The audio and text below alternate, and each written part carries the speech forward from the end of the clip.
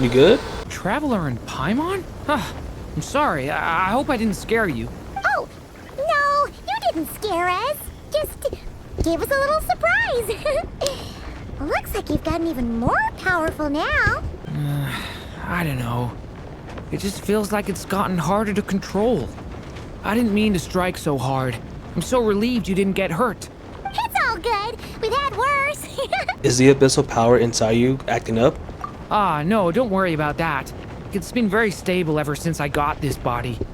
Albedo made sure of that. What you saw just now is something that only started happening recently. Maybe I'm still acclimating or something. I'm sure it'll clear up over time.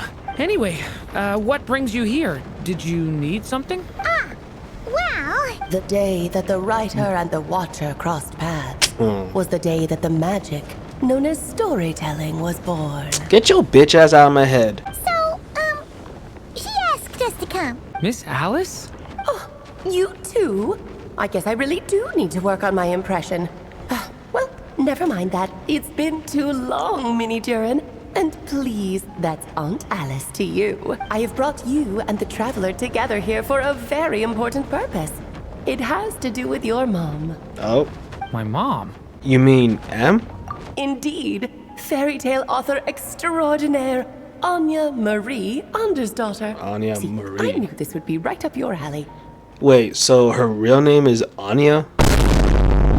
Now then, if you'll open the book, What? I will begin narrating. Oh boy, here we go. The day that the writer and the watcher crossed paths.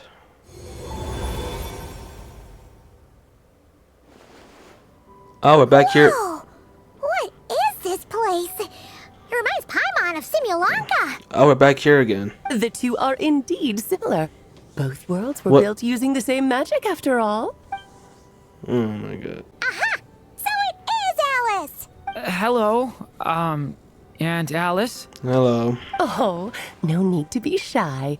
Just think of me as one of your mother's dearest friends. You keep talking about stories and magic. What's this all about? Simulanka 2.0 or something?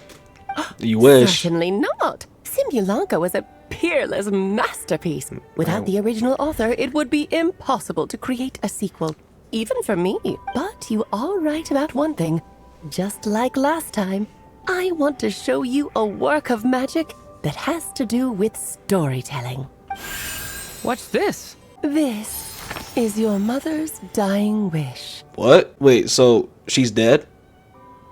Since when? My mother's dying wish was a book? Let me answer that with a question.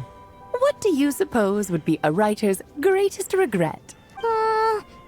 Have you ever read a book called The Little Witch and the Undying Fire?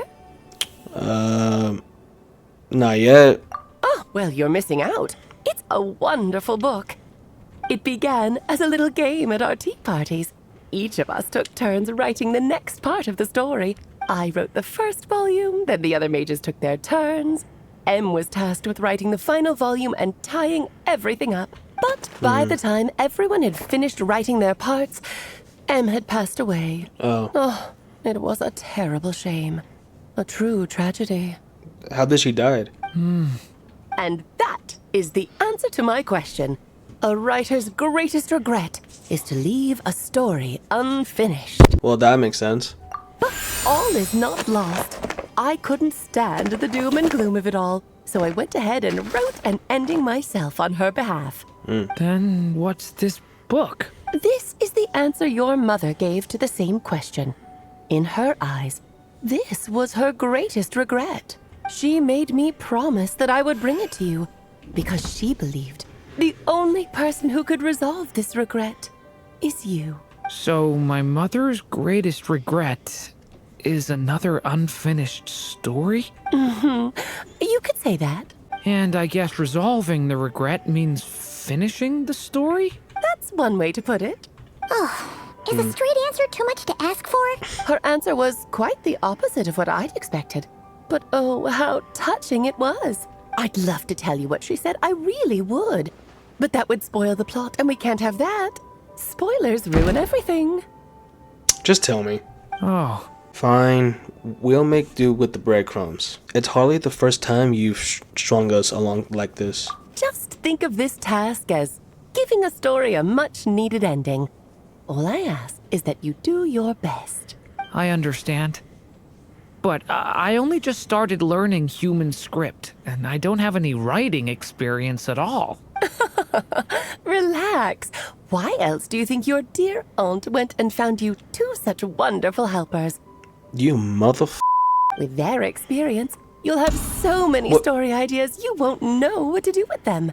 So don't be shy to ask lots of questions. So that's why we're here. Yeah. If it's to help Durin fulfill his mother's dying wish, then we're in. Aunt Alice, could I ask, what kind of story was my mother hoping to write? I had a feeling this might come up, but that answer isn't mine to give. You'll have to find it yourself, here inside this book. Don't worry. We'll help you come up with loads of ideas. Yeah. Let's find a nice spot where we can settle in and read through this thing. We could even get some snacks, too. Oh, the actual process might not be quite the walk in the park you're imagining, Paimon. Why's that? Because when Em created this book, she borrowed my magic. In other words, it's not a book you can just pick up and read. It's a magical book. Oh, so we're going in the book then. Its chapters are scattered through memories of the past. Gather them all, and the book will show you its secrets. So, where are we supposed to find these memories? In the book. Em left a trail of clues for each unfinished chapter. Follow the hints, and you'll find them. Oh, and when it comes to adding to the story yourselves, you'll need to use this. What is that? And this is... Ain't no way she broke the fourth wall. Again. This, my dear little Paimon, is the ink Em left behind. Oh. Infused with a little of my own magic, of course. If you're planning on writing something inside the book, you'll need it. How very magical. It's extremely precious, so be sure to use it sparingly. This is all that's left. So, we need to search for the memories and keep an eye on how much ink we're using. It just had to be a wild goose chase, didn't... Perhaps it's just another form of storytelling. Em was ever so creative when it came to things like that. Just think of it as a little challenge your mom left behind. Who knows? There could even be a mysterious prize at the end of it all. I don't care about that.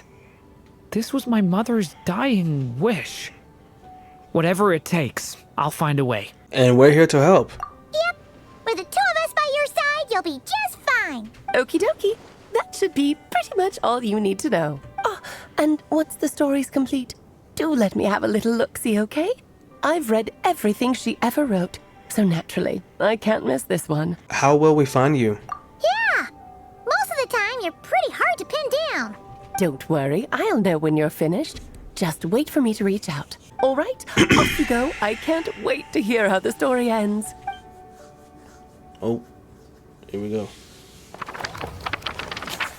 Was the date that the magic known as storytelling was born. Oh, here we are again. Alice's magic really is incredible, huh? Let's take a look at this book. Right. Alice mentioned we should be on the lookout for clues. A corner of repose for countless tales, watched over by the honor of knights. A place for stories to sleep, perchance to dream of ancient cities and the epics of ages past. There, a witch once spent a sleepless night, and all to bring forth a story yet untold. Find the place I speak of, for it is where the seeds of this story lie. Was that a riddle? Where do you think this mysterious place could be? Obviously, it's the Mondstadt Library. Hey, you might actually be onto something. Guess that means we need to head back to Mondstadt? Okay. I had a feeling that's where we would be headed. After all, it's where my mother was from, and I bet it's where she wrote this story, too. Yeah, that makes sense. Still, I feel bad about dragging the two of you along on such a long journey. Don't worry about it. We don't really have much going on right now, so we're all yours. Come on, let's go!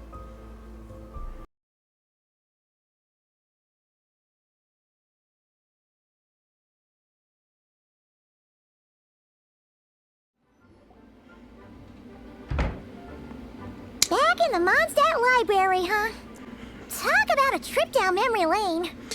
It's been a while. Feels like we were here just yesterday. So, we're supposed to find the seeds of the story, right? What do you think that means? I have no clue. Well, we're in a library, so it's gotta be books, right?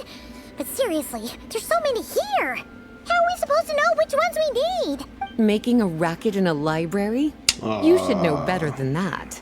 Lisa. Lisa! Oh, sorry about that. Now, who do we have here?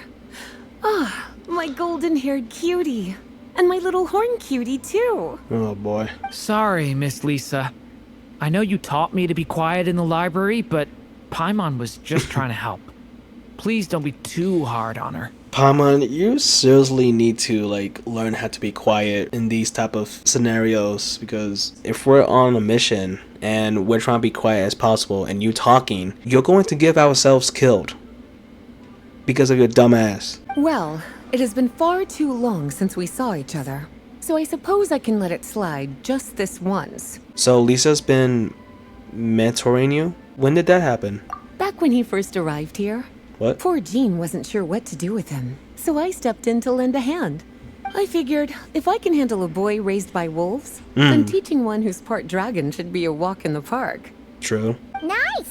Sounds like Durin was welcomed with open arms. Why, of course. Now, let's save the reminiscing for another time. I'm sure you're here for a reason. Did you need to borrow some books? It's kind of hard to explain. Maybe you could take a look at this. Oh?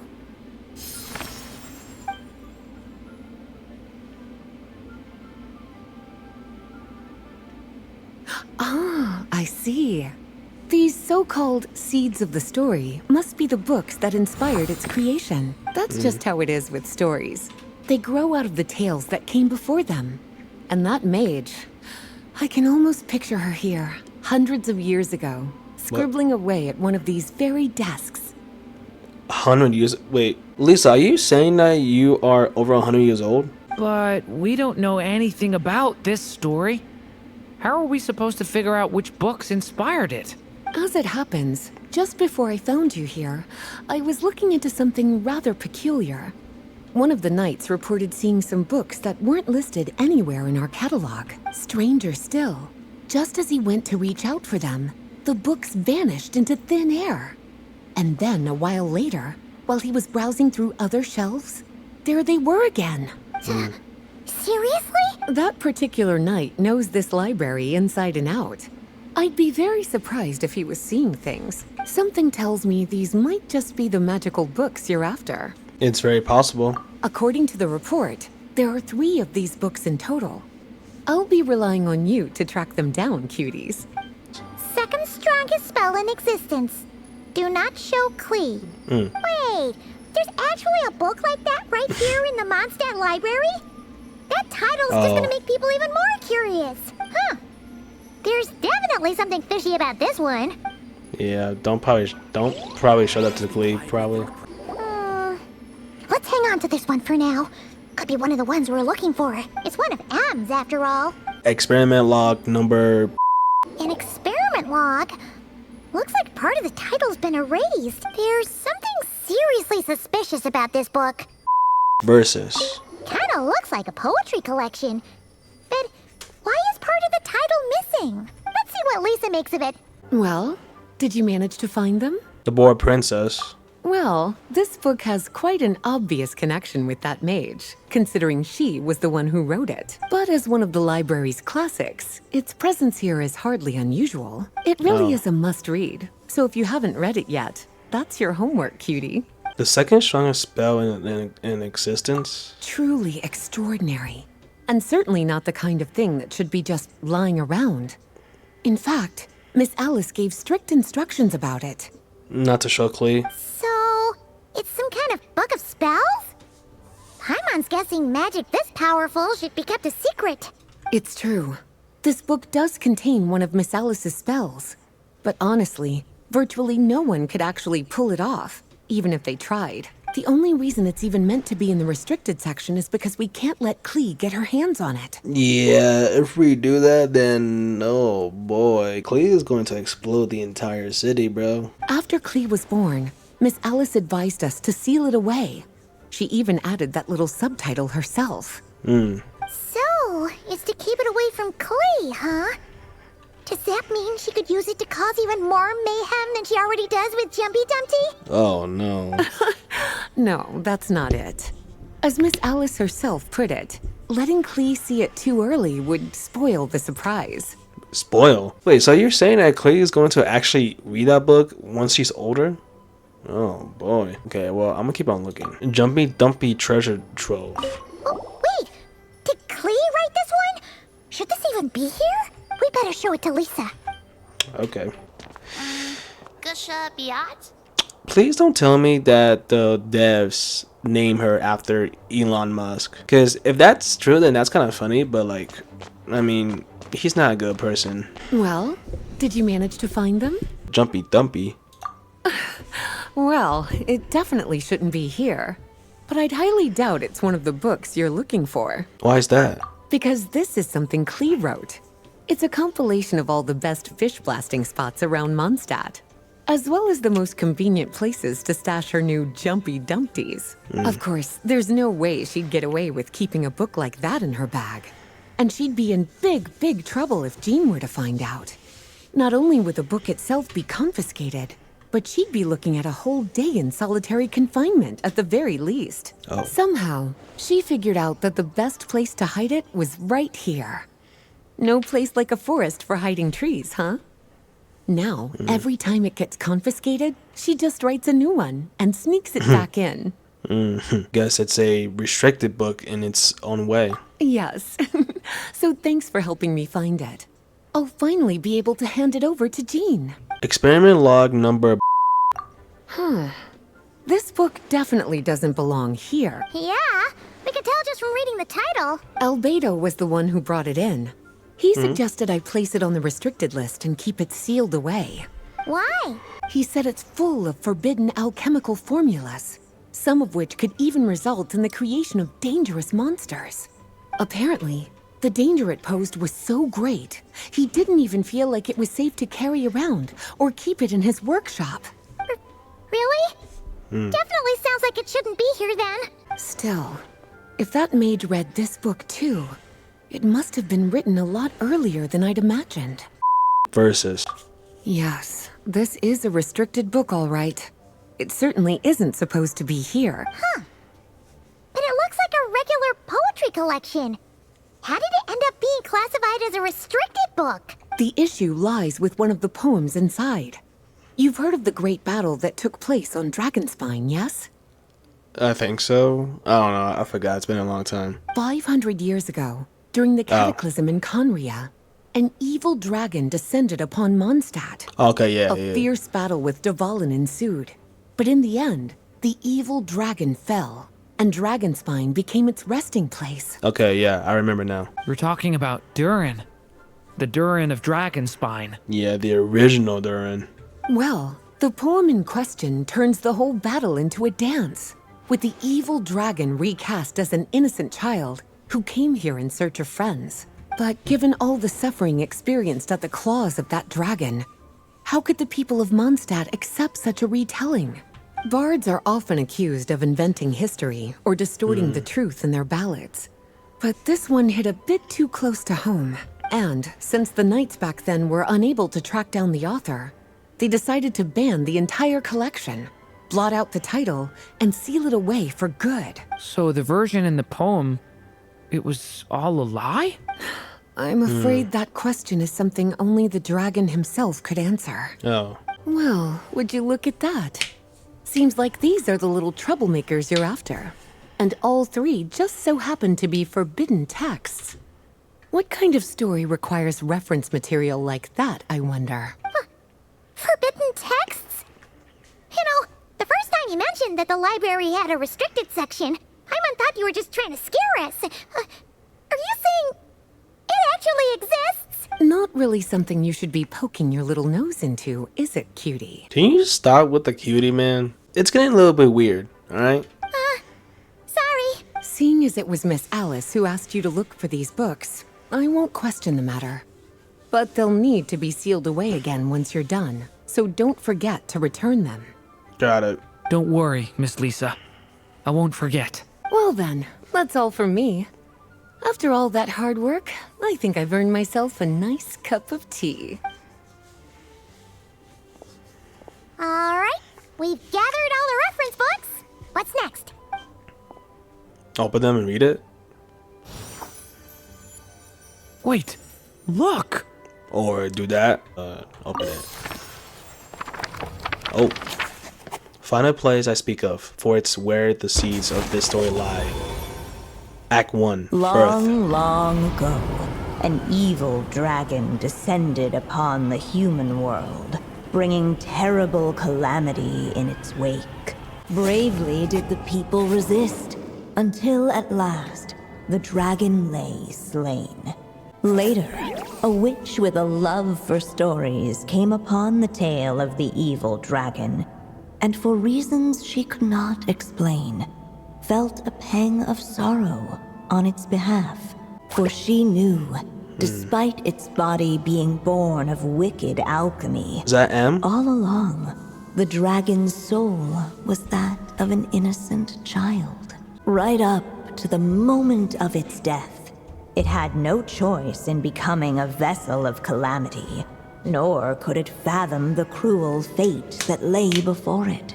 Though the witch had a love of stories, she was not pleased with how this one ended. No, that won't do, she thought. I'll write you a better ending instead. And so she set off to do just that, borrowing a little magic from her friend.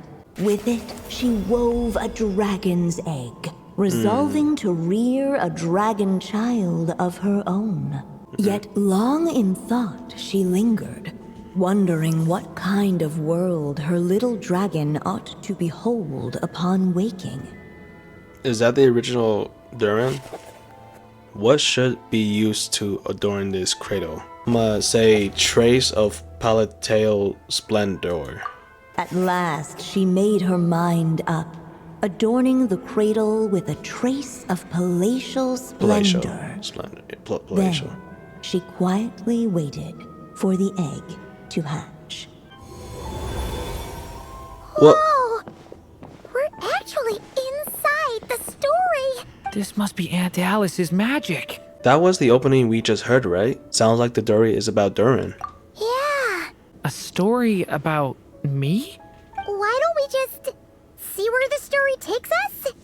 All we know is the beginning at this point. Okay.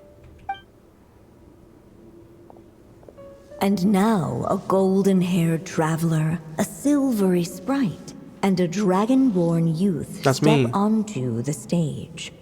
What new chapter will their arrival bring? Whoa, that came out of nowhere. Was that the same voice we heard just now? Sounds like this story even has its own narrator. Yeah. But why does it sound so familiar? It's M, right? Or I've missed this. It's just like the stories my mother used to tell me. You mean...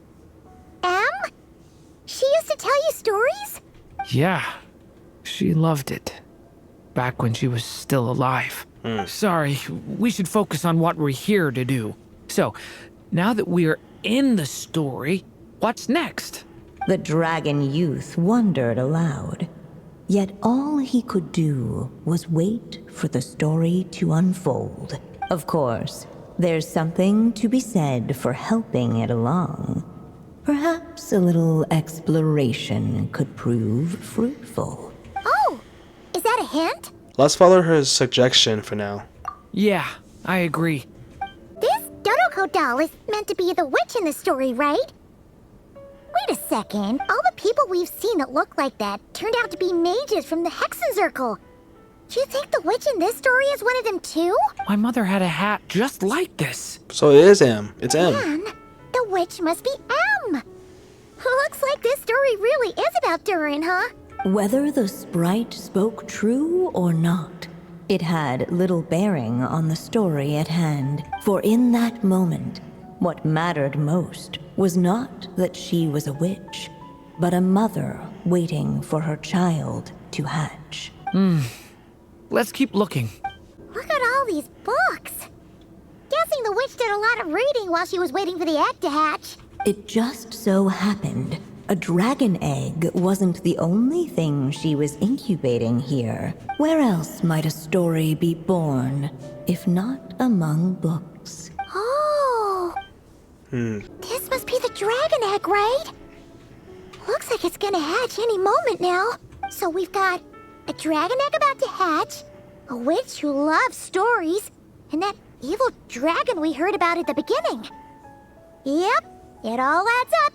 This is my story, isn't it? Sure likes it, or probably it's the original Durin. I don't know, but sure looks like it. Okay, so how are we supposed to help the story along? It feels like all we can do right now is wait. Apparently, it hadn't dawned on the group to look for a way to help the egg hatch faster. Oh, right. We're at the point in the story where we're waiting for the baby dragon to hatch. So that has to happen before the story can continue. And how do we do that? With the flames at his command, perhaps the dragon youth might be able to provide the egg with sufficient warmth. Put it inside his ass. What? You want us to roast the dragon egg? The silvery sprite's surprise betrayed her lack of reading. For in countless tales, it is told that only by fire's embrace will a dragon's egg hatch swiftly. Huh, you kinda have a point there. Wanna give it a try, Durin? Okay, I'll see what I can do. Probably this Turning one. point in. Let every unborn life be welcomed with tender anticipation, and may that warmth stay with it for a lifetime. At last, under the witch's expectant gaze, the little dragon broke free from its shell. It's Mini Durin. No living being has ever decided the moment of its birth. You were no exception, my child. What? I brought you into being because I willed it so.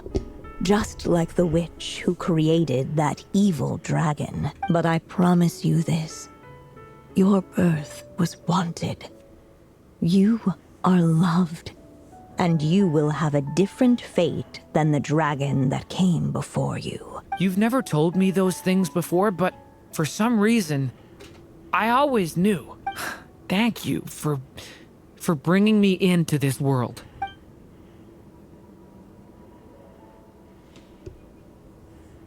The waiting witch did not feel lonely, for she had 3 visitors by her side. Together, they beheld the hatchling's first breath of life. Is that me? Holding her dragon child close, the witch promised him a life unlike that of the evil dragon. And so, nestled in his mother's warm embrace, did the little dragon's story begin. There, a witch once spent a sleepless nights, and ought to bring forth a story yet untold. Wait, isn't this Mondstadt? Looks like we're back in the real world. Looks like there's more written on the page now and less ink left than before. So, does that mean we've completed this chapter? So it is Durin's story after all, or at least a window into his past. Yeah, but why does M seem to think that the story isn't finished yet? Durin broke free from the curse, came into this world with a new body, and even made a bunch of new friends. That already sounds like a happy ending to Paimon. Maybe there will be some clues in the following chapters. True. Everything's always so mysterious with these mages. Guess all we can do is wait for more clues. Huh. What? Is this thing on? All right, that should do it. Bruh. Hey, that's Alice's voice. Hello there, children. If you're hearing this, you've stumbled upon the little recording I left for you. I thought you could use a few hints about how the book works. By now, I'm guessing you've already begun to leave your mark on the story. You should know, however, that the book needs time to absorb the ink, so the next chapter's clues won't show up right away. Wait, so even magic ink needs time to dry? The good news is, you can return to any chapter you've already completed and continue to explore the mystical, magical storybook world you helped create. Have fun, dearies. Toodles! Oh, man. Paimon was so ready to knock this out in one go. Me too, but apparently we had to do it in the next 5 days. Maybe it's for the best.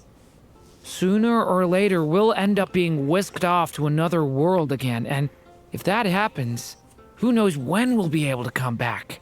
So it might be good to take a break while we can. A break. Guess now's a good time to say any. Yeah. As any. Paimon has a sudden craving for the good hunter's sticky honey roast. And we happen to be in Mondstadt, so... So let's meet up here later. I need to find Miss Lisa to return those books anyway. Well, I'll see you guys in the next day, I guess. Is that dick good? Yes, kid. How good is that dick? Oh, how good? Hey, Durin!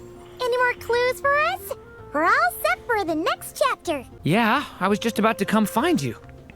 Let's see what it says. Now sprout to life the story's seeds, stirred by wind-borne melodies. Then on that breeze the music leaves, fading into distant memories. Seek the place where wind and tale entwine, and once there, make 3 riddles into verse, and 3 melodies into song. For in poetry and song will this story start to blossom. Come on! Another riddle?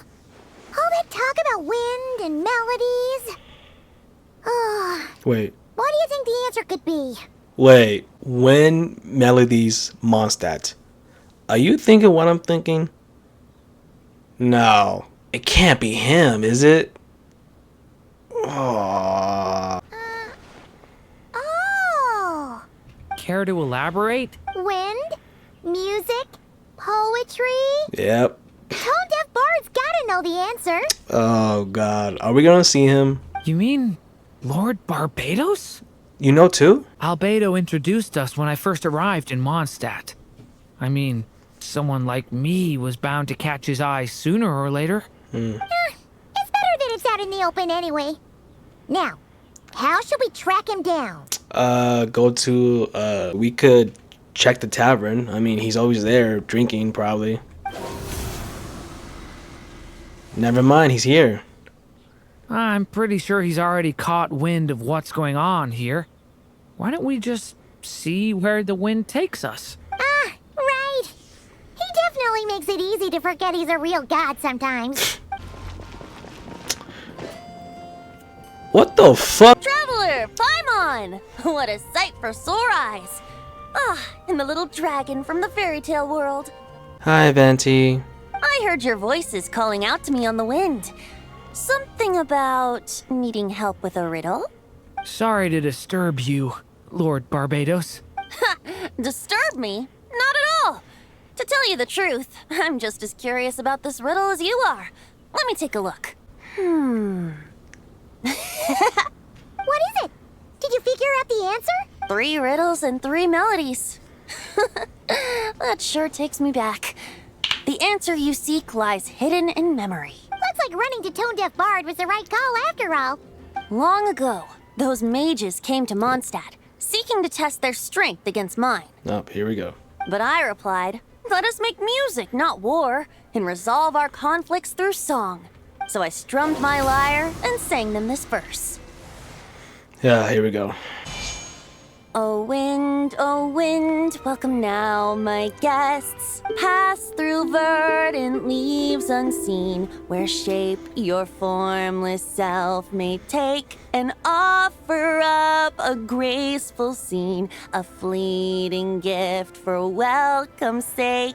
Sleep at the edge of a sea of clouds where land meets sky and sky meets ground. They're frightened off the noisy crowds and bring my guests a calm profound. Fly beneath the stars up high where mortal noise is swept aside, that my dear guests with starry eyes may share the dreams they hold inside.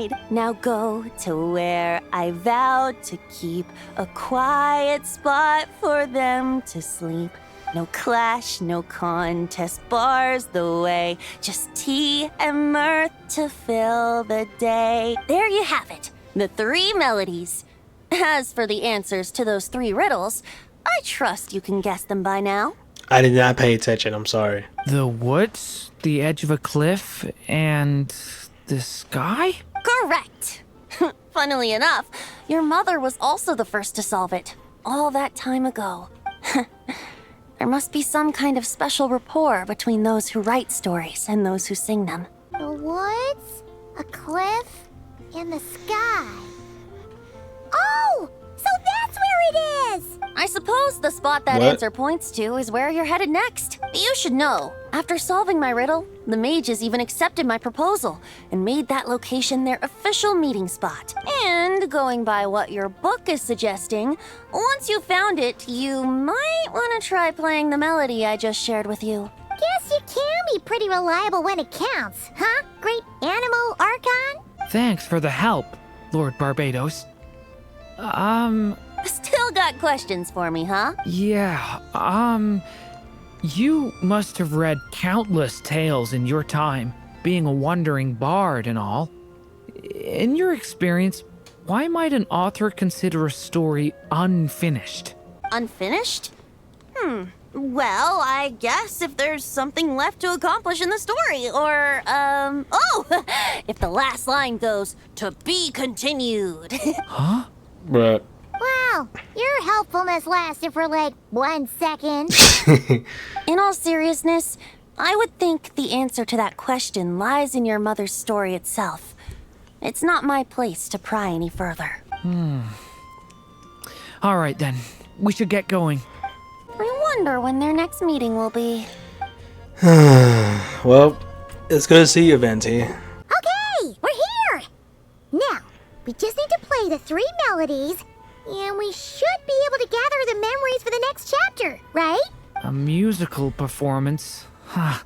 Out of all the things Miss Lisa has taught me, that's the one I'm worst at. Leave it to me.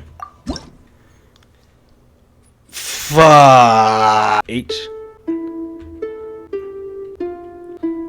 F. E. Okay. I got it. R. E. R. T. E. J. H.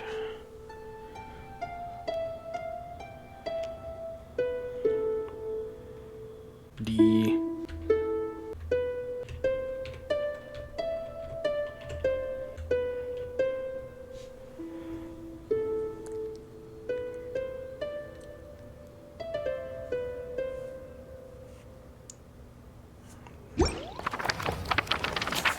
For in poetry and song will this story start to blossom. Act 2, The Prophecy. Even a war that shook the world could not halt the witches' gatherings. Yet even so, with the passing of time, 3 of their teacups no longer came to be set. The witches did not linger long in sorrow, for the story witch had brought glad tidings of her own. Born was her dragon child, safe and sound. Her fellow witches offered up their blessings, eagerly debating how to celebrate the child's birth. What should be used to celebrate his birth? I mean, balloons are very common in birthdays, but candies? I'm gonna say candy. In the end, they settled on the sweetest candy they could find. After all, what could be sweeter than the arrival of new life? And so, the witches' gathering turned into a birthday celebration. So, we're back in the story world, huh? As if from nowhere, new guests appeared at the witch's table. Perhaps they too had come to celebrate the dragon child's birthday. Yet while everyone else was busy thinking about what kind of gift to offer, these three seemed to have come empty-handed. Hardly the recipe for a warm welcome to a birthday party, now is it? A gift? Hey, what's this all about? We only just found out this was a party. While the guests voiced their complaints and grievances, perhaps they should have been wondering what kind of gift to give instead. So, we need to bring a gift to advance the story? Ah, but where are we supposed to get something like that? Perhaps it would be a good idea to have a look around. Why didn't you just say so? Oh, it's Darren. Hi, Darren. Hey, could we use these as gifts, maybe? At last, the guests found something to give the dragon child. Guess that's a yes then. Which one should we go for? Still, the guests wondered what kind of gift might the little dragon really want. Should they put a warrior's sword in his hand and send him out on an unstoppable quest to save the world? Or perhaps a wandering hero's slingshot and the promise of a life of endless, uncharted adventure? Or maybe even a scholar's tome and the chance to take on all the world's unsolved mysteries. Okay. Wow. That's a lot of pressure all of a sudden. What do you think, Darren? Oh yeah. Technically, we're actually picking a gift for you. So, which one would you prefer? You want me to choose? Wow, this feels kinda special. How come? For as long as I can remember, I've spent most of my time living in the stories my mother created. I always thought my mother had everything written out for me already, just like the toy figures in Constellation Metropole. What I wanted to do with my own future. That's something I've never really thought about. What did I want back then? This is the first time I've ever asked myself that question. Sounds like this is the perfect opportunity to answer it then. It's been a while since you left Simulanka, and after everything that's happened, it might be about time to start thinking about your future. Then let me give it some thought. I still have so much to learn about human interactions, like where should I put my hands when I'm nervous? I just really want to make friends with everyone. I'm say the scholar's tome. Let's go with this one. Screw it. In the end, the guests settled on the scholar's tome. So you're the scholarly type, huh? I just feel like I should learn more about the way the world works. Facts. What makes True. you say that? I'll give you an example. Did you know that in Mondstadt, using fire to catch fish is a punishable offense? Huh? I'm guessing Klee took you fish blasting. Oh my god, Klee. I thought she was just teaching me regular hunting techniques. It was only after Master Jean caught me and sent me to solitary confinement that I realized I'd misread the situation. Yeah, don't listen to Klee because she's a little troublemaker. So much of what's considered common knowledge in your world just wasn't in Simulanka. So I have to learn, or I'll keep causing trouble for everyone else. Paimon's not sure that counts as common knowledge.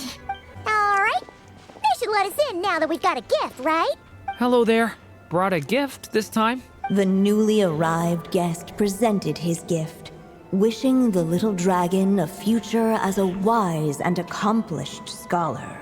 Accepting the guest's blessing, the story witch invited him and his friends to take their place around the table. Finally, she could introduce them all to her dragon child, telling all in attendance about the moment of his hatching, and of course, the name he'd been given. It was then that the seer witch, diviner of the stars, withdrew her gaze from the heavens and turned a sorrowful glance upon the little dragon. You gave him the same name as that evil dragon? That's right. But the life I intend for him shall be very different. What folly to love so blindly. For as you must know, a name is the mirror of destiny itself. He who bears an evil dragon's name must also inherit the fate of its previous owner. His fate has been foretold. Then I'll rewrite it. The witches at the table fell silent, for they knew the seer witch's words had never once proven wrong. Yet, just as clearly, they recognized the story witch's resolve. For there is scarce a force in this world more fearsome than a mother's love. At last, the merry witch stepped forward, dispelling the uneasy silence. So be it. Then we'll all lend a hand. Together, we shall rewrite this child's fate. You mean to defy one of the fundamental rules of this world? I refuse to be shackled by such rules. Besides, this is a witches' gathering, is it not? What could be more fitting a subject for this occasion than to defy them? Oh? Sounds like an interesting experiment. I suppose, were we to succeed in this endeavor, we might bring a touch of wonder to this otherwise dreary sky of stars. The merry witch finally talked them all round, just like she had done many times before. Warm and strong as the sun she was. So much so, in fact, that those who her light shined down upon had no choice but to bask in it.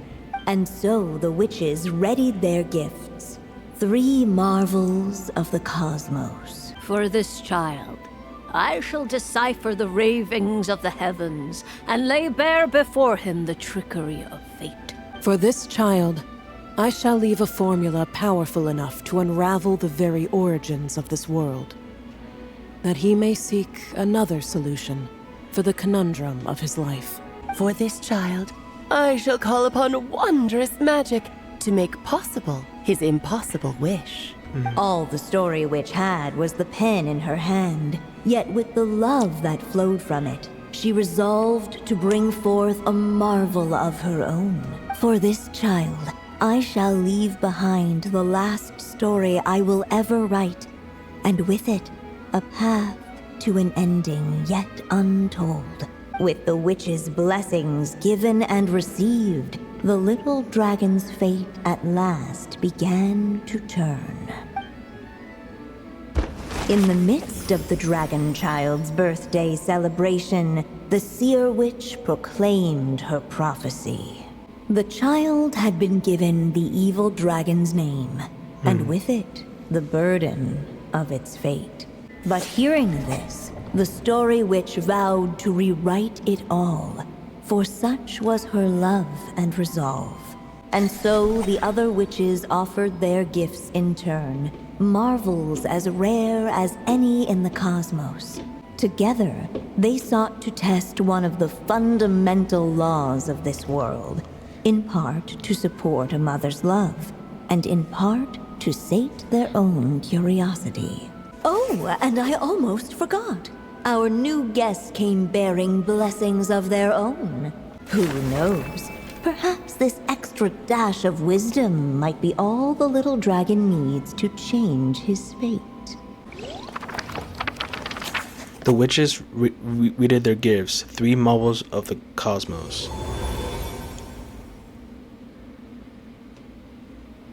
Yep. Looks like we've completed this chapter too.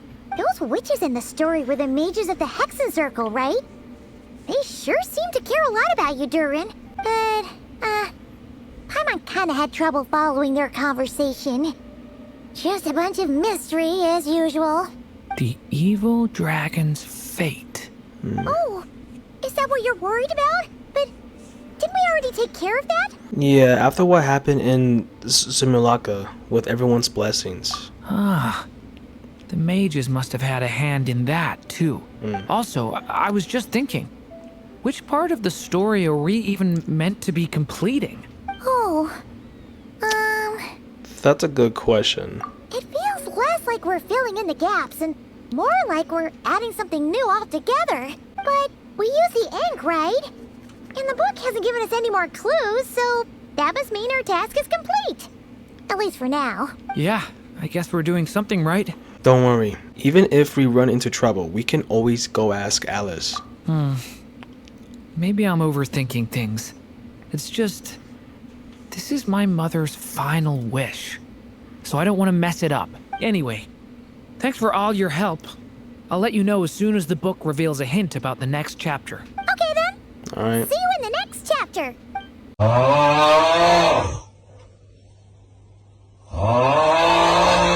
Hey, it's a letter from Durin.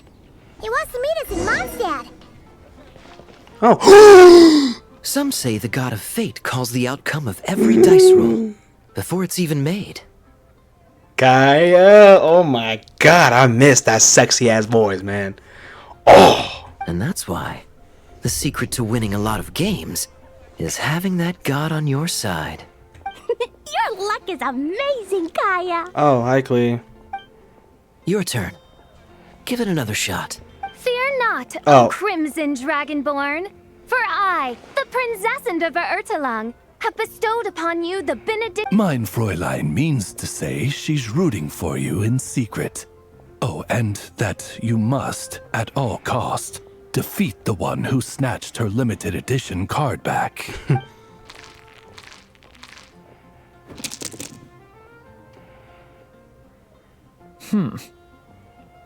No.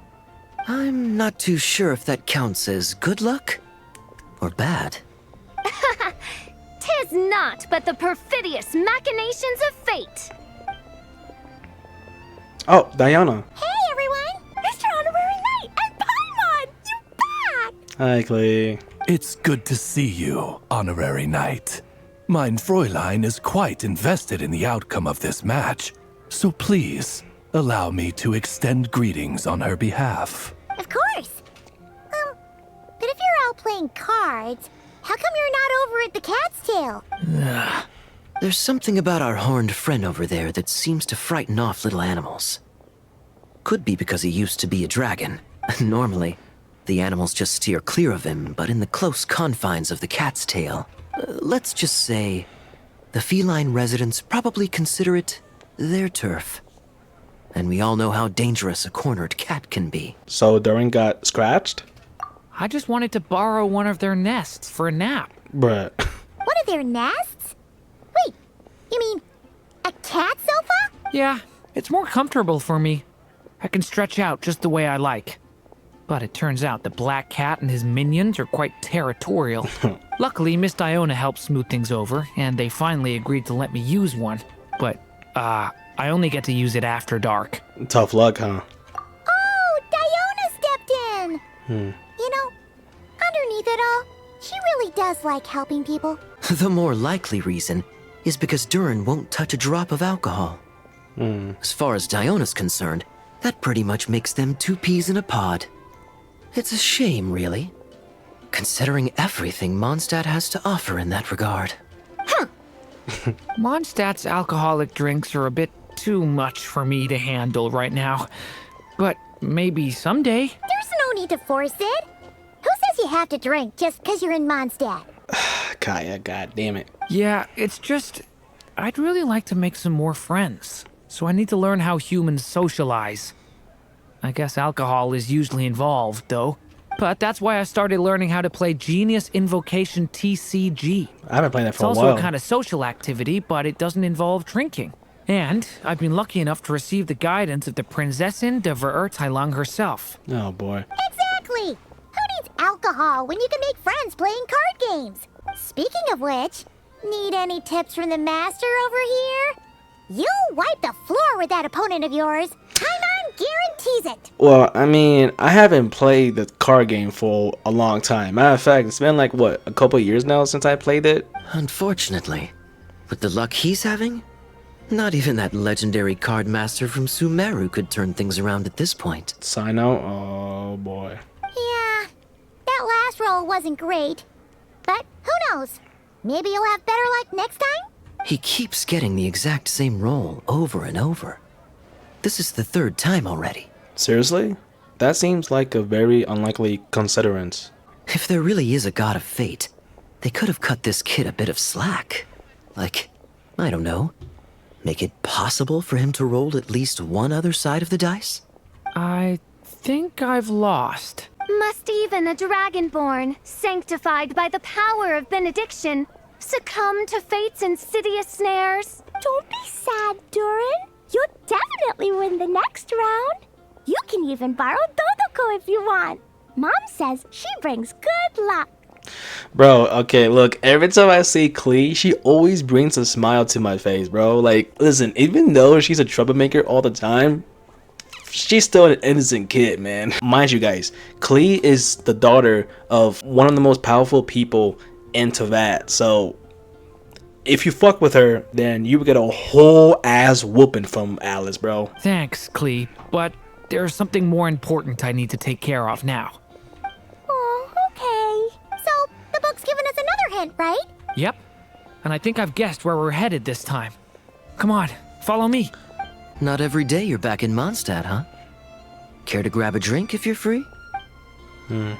Maybe. How you doing, Klee? Mr. Honorary Knight and Durin, are you heading off in a big adventure? But Master Jean said I can't leave the city today. Promise me you'll tell me all about it when you get back, okay? No. So be it. Such are fate's accursed wiles. Jealous, huh? You jealous? You probably jealous. Hey, yo, Diana, what you doing over here?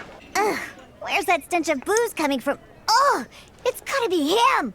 Ugh. Okay, well, I'm head out. In what sort of castle might a storybook dragon dwell? The witch turned to a mighty dragon born upon the wind to seek her answer. From afar, she beheld a solitary castle, standing lonely beneath its wings, and wrote it into words. Its walls kept out the wind and rain, yet also cast a solemn shadow. Enveloped by their shade, the story's boughs were lulled into a torpid slumber and reached no further skyward. So that's the clue. I think we're meant to find a place where dragons live, and this time, in the real world. I asked around, and it just so happens that there's a place like that in Mondstadt. Yep, that checks out. I've heard that the dragon here is called Dvalin, and that he's a magnificent creature. I hope I get the chance to meet him. Wait a second. Wait, do we need Venti again? Do you think having the two of them meet is the best idea? Oh. You know, considering everything that happened in the past? No, this is different. No, this Durin is different. Yeah. How would we even explain everything to him? Well, if we do run into Dvalin, it should turn out okay with us there at least. Is something wrong? Nope. Let's go! So, this is where Dvalin lives? In the past, we had to jump in. Yeah, right into the middle of a raging storm. If you're afraid of getting blown away, Paimon, you can always hang on to my sleeve. This isn't Paimon's first rodeo. Come on, let's get going. Damn, it's been a long time since I've been here, huh? Nostalgic, man.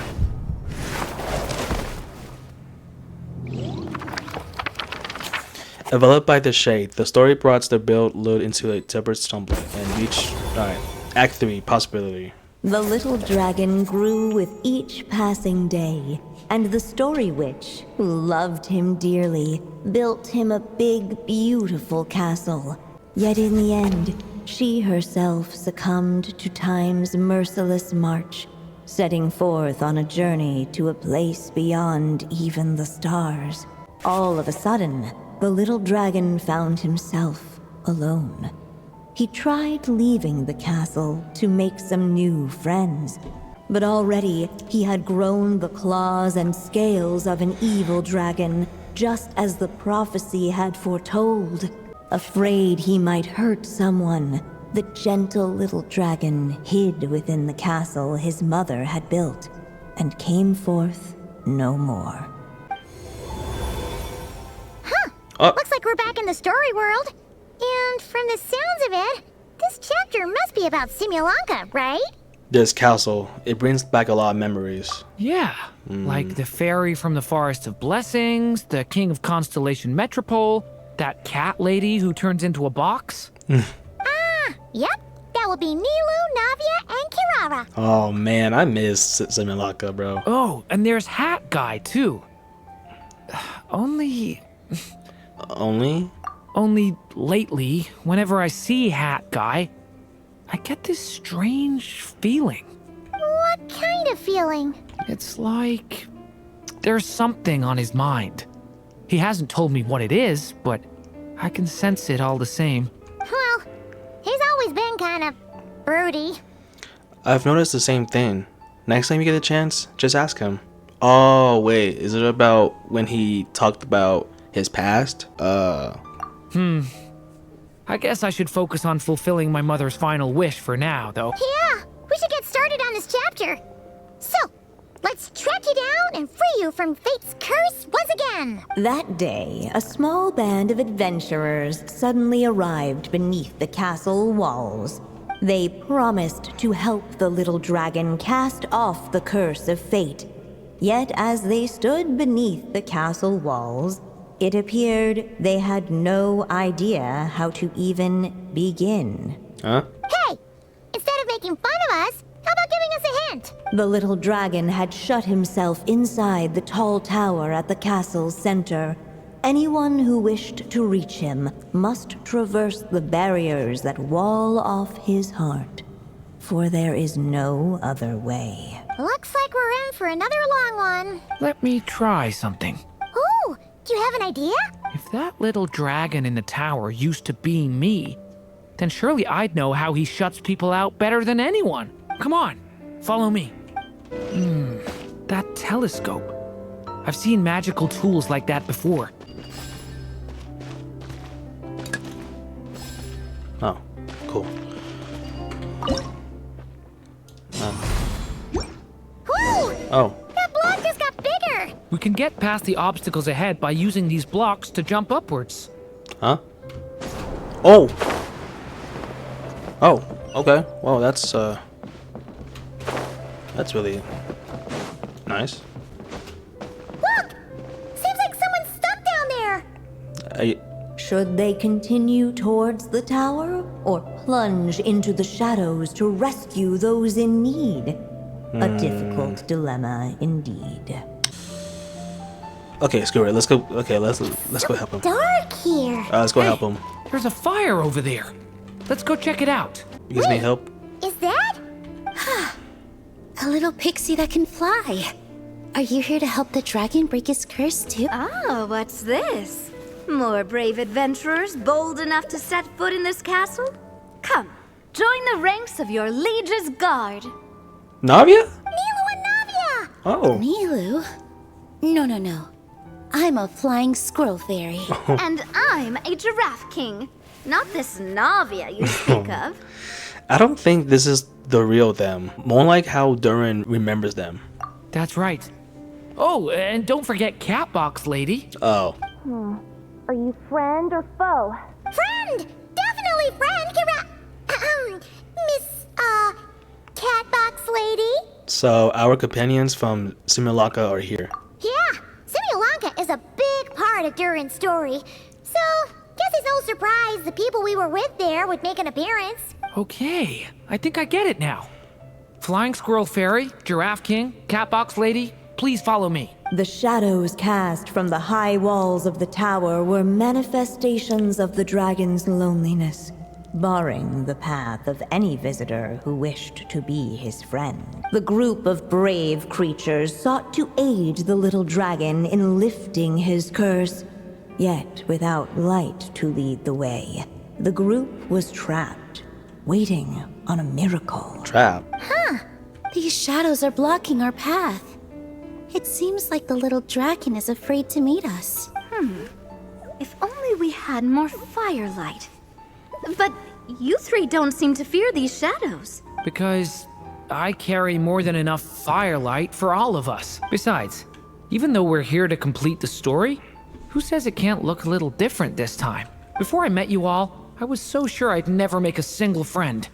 I pushed away anyone who tried to get close, until some kind of miracle brought you to me. This time, allow me to return the favor. I'm not sure I followed all that, but you want to help the little dragon break his curse too, right? Yes, so please, come with me. Hup. God damn it. Seriously? Okay, can I just climb back up then? I can, right? I can't. Okay, I can't. Oh my god, you son of a bitch.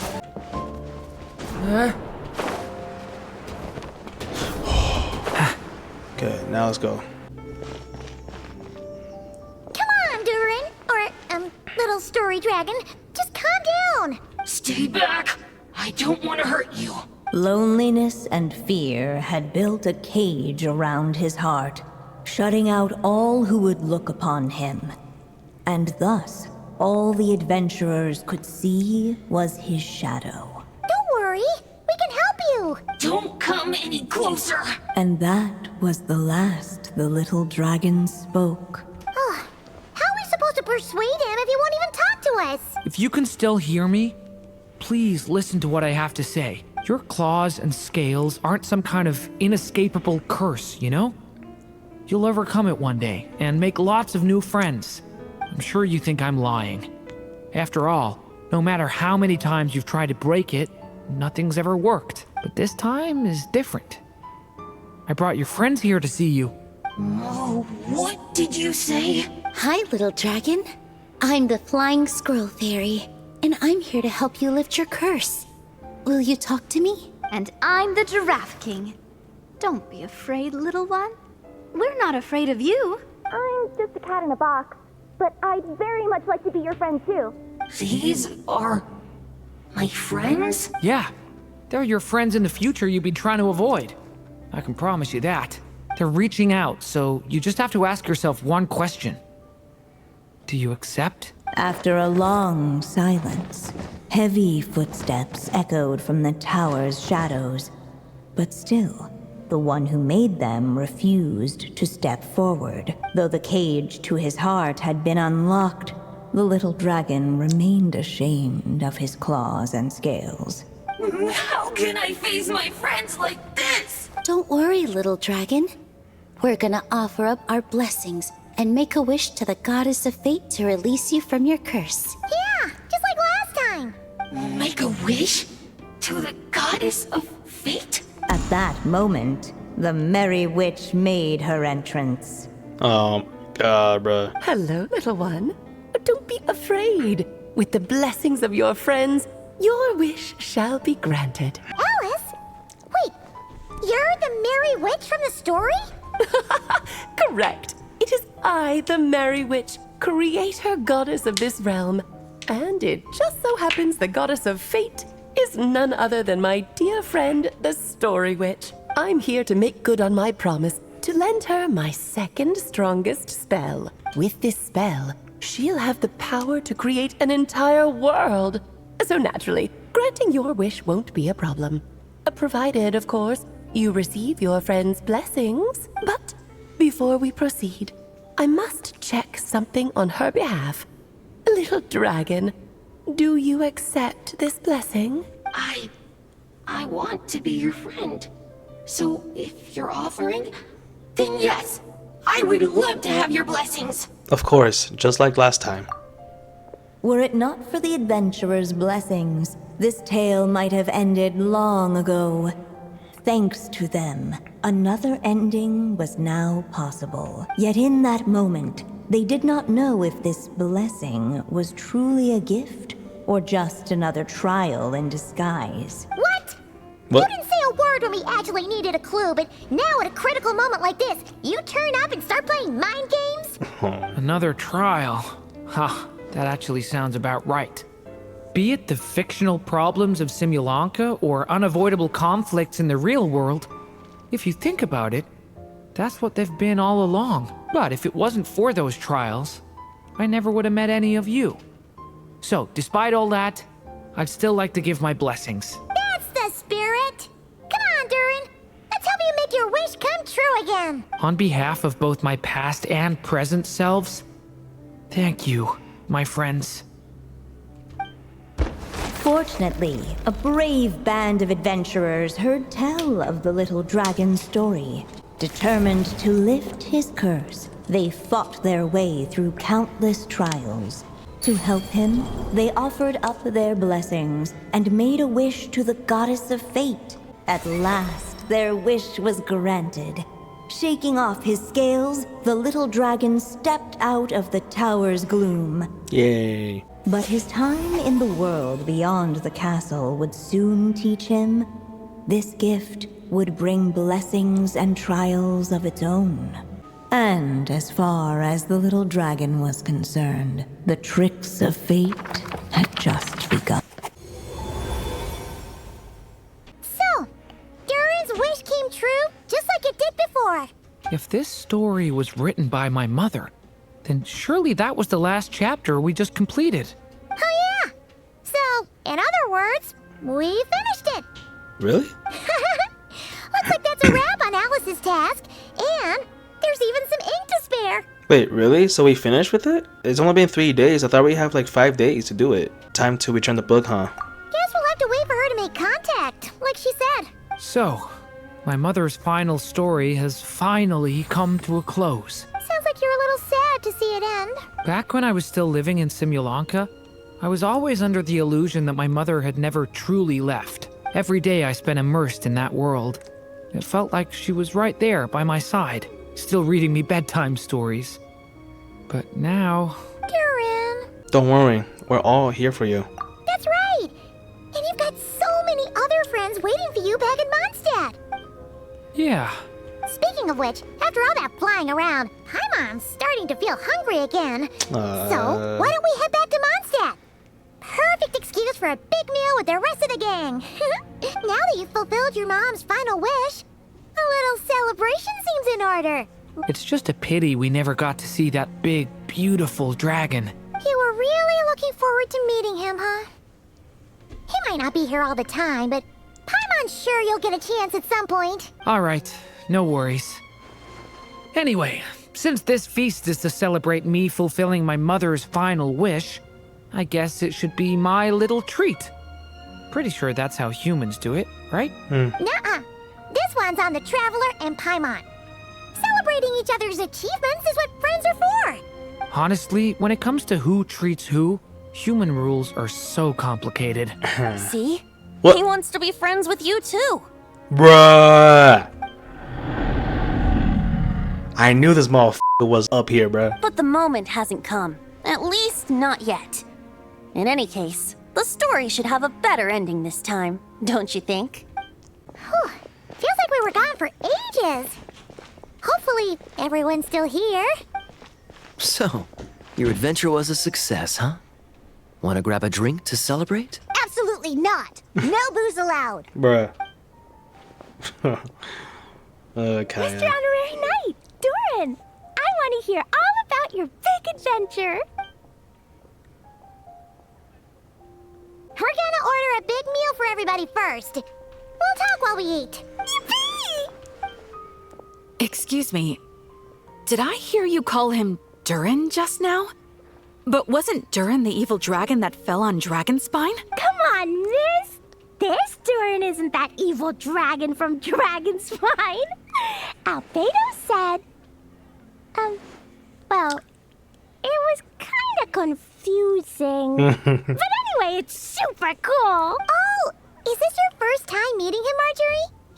No wonder you're getting him confused. Still, even if you hadn't met him yet, shouldn't you have heard about him at the very least? At this point, pretty much the whole city has.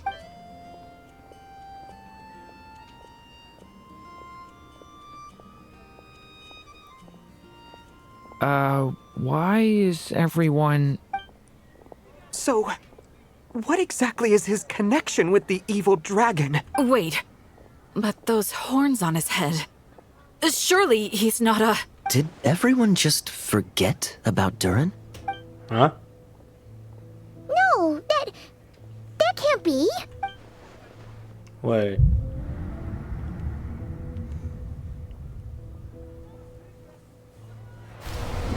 Wait. The tricks of fate had just begun. What? Watch out! Hey, stay calm. You good? You good, my boy? Yeah, I purified that.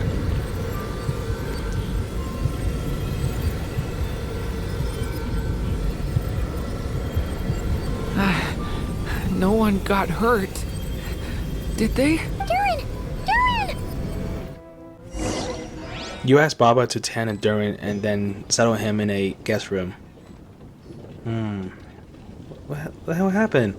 Oh, hi, Jean. I just had Barbara check him over. He's not badly hurt, but he seems to have burned through a lot of energy fending off some kind of dangerous power. He'll need some time to rest before he wakes up. So, can someone explain what's going on here? It seems like, aside from Durin's close acquaintances, the people of Mondstadt have forgotten everything about him. How could that even happen? Worse still, the abyssal power within him is showing signs of extreme instability. Could be a separate issue, though. I'm not sure. If the abyssal power inside him spirals out of control, Mondstadt will be in grave danger. Maybe we should ask Albedo. I completely agree. All right then. As acting Grand Master, I'll send a letter requesting Albedo's immediate return. Until then, the Knights will watch over Durin. That's pretty much all we can do right now. Also, allow me to look after this book for now. If you need to consult it, just drop by my office. Do you Got think it. the book might have something to do with what's happening? It's possible. It's just weird that Alice still hasn't contacted us. Maybe we should head back inside the book and take another look. No need to worry. He's stable for now. Klee was really looking forward to hanging out with Durin. We'd better not tell her what's happened to him just yet. I'll have the Knights notify you as soon as he wakes up. All right. Jean! Hello, you two. I'm glad you got my What's letter. up? Durin's awake and waiting on the bench over there. I'm here if you need help. Just give me a shout. Don't worry about us. We'll be fine.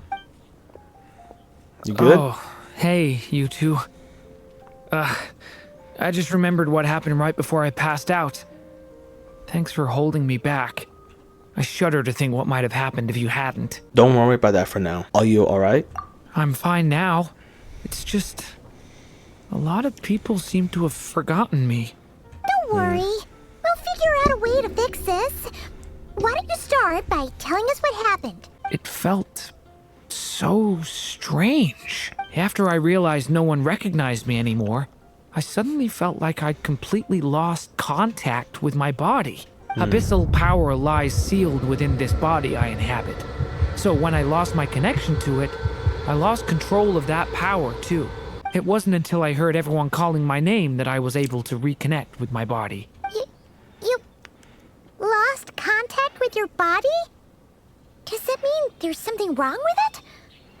Sounds like we need Albedo more than ever. I don't think the problem lies in Albedo's alchemy. Huh. But then, why are people forgetting you? Guess that's what we need to figure out. I think it's got something to do with that book. That means we need Alice for sure. But it's been ages and she still hasn't been in contact. Now would be a really good time for a hint. How could the story's budding branches even hope to reach beyond the towering walls? Leaving the castle, the witch went off in search of the tallest, grandest tree in the whole world. High up in the canopy of that tree, she sought a resting place, a refuge where the little sapling might take root. Go to that place, for it was there that the sapling felt its first breath of wind. Huh? Was that another clue? Does that mean the story isn't over yet? Nope. Leaving the castle. It just occurred to me. If this story is all about my own experiences, then wouldn't what happened after I left Simulanka be part of it too? But how could she possibly know exactly what would happen? And even if she did, how could we know when the story was complete? Looks like we gotta go back inside the book. Yeah. Since we can't reach Alice right now, we'll just have to get to the bottom of this ourselves. But first, We gotta figure out where this riddle wants us to go. The tallest, grandest tree in the whole wide world. Oh. Huh. The only place that ever gave me that feeling was the one I ended up in right after leaving Simulanka. Wait, isn't it talking about the big ass tree in Windrise? They had great coffee there, too. And so many books, Oh. I've never run out of things to read. Oh, wait, you mean Samara City? Think about it. Our search in Mondstadt began in a library, right? Well, Sumeru City's got one of those, too. And it's absolutely huge. What do you say? Should we try looking there? Oh, so we're going to Smeru. Huh. That does kind of make sense. And it's not like Paimon's got a better idea. It's with a shot, at least. Alright, let's just give Jean and the others a heads up first. Well, it sounds like you've got a plan, so I won't interfere. All I ask is that you stay safe. Albedo won't be back for some time, and until he is, we can't know for sure how dangerous Durin might be in his current state. I'm so sorry about what happened before. Believe me, I'm not blaming you, and neither is anyone else here. If anything, it's the opposite. We're all just worried about you. Worried? About me? Come with me. I want to show you something. As soon as they heard you were awake, they all hurried over to see how you were doing. Oh? You all came to see me? Oh. A little birdie told me you're working on finishing a storybook. So maybe all those people losing their memories is just a plot twist, waiting to be resolved. Miss Lisa, you always seem to know how to put my mind at ease. Please, everyone, don't worry about me. When I get back, I'll find a way to complete my mother's story, and the one we started, too. After the library hunt in Mondstadt, it's not as if Paimon was expecting this to be easy. But this... yeah... this is something else. Where do we even begin? Even the clue this time seemed kind of cryptic. Let's just take a look around. Yeah. Guess the best we can do is stay on the lookout for more weird things going on. Oh! Huh? Oh, he's here. Great. Sorry, what was that? I'm here to return Volume 5. According to the catalog, Volume 5 of this series is not available for loan. I can't accept the return of a book that was never checked out in the first place. Let me put it this way. My copy is complete. Yours, on the other hand, is missing large amounts of content. So you should swap it for mine instead. Sir, you have to understand. Managing a library is a serious business, and we have protocols in place for this kind of thing. I can't just replace an important volume in our collection based on nothing more than your word. Hey! Look what the Wandering Tom dragged in! Oh, it's you. Well, well, what a surprise. I had a sneaking suspicion we see you here. And, what is it you're doing here? I'm a traveling scholar, as you know. Isn't a library the most natural place for me to be? Well, the last time we saw you was all the way in Notcry. Paimon just didn't expect to suddenly see you in Sumeru, that's all. There were some things I needed to come back and take care of. Some documents had gone missing, so I tracked them down, restored them to their original condition. And now, I'm here to return them. And considering what I'm planning to do next, it feels like a weight off my shoulders. What's going on with you, huh? You look like a kicked puppy. Hat guy. Ah, at least you haven't forgotten about me. What's that supposed to mean? Durin feels Haru in a recent event.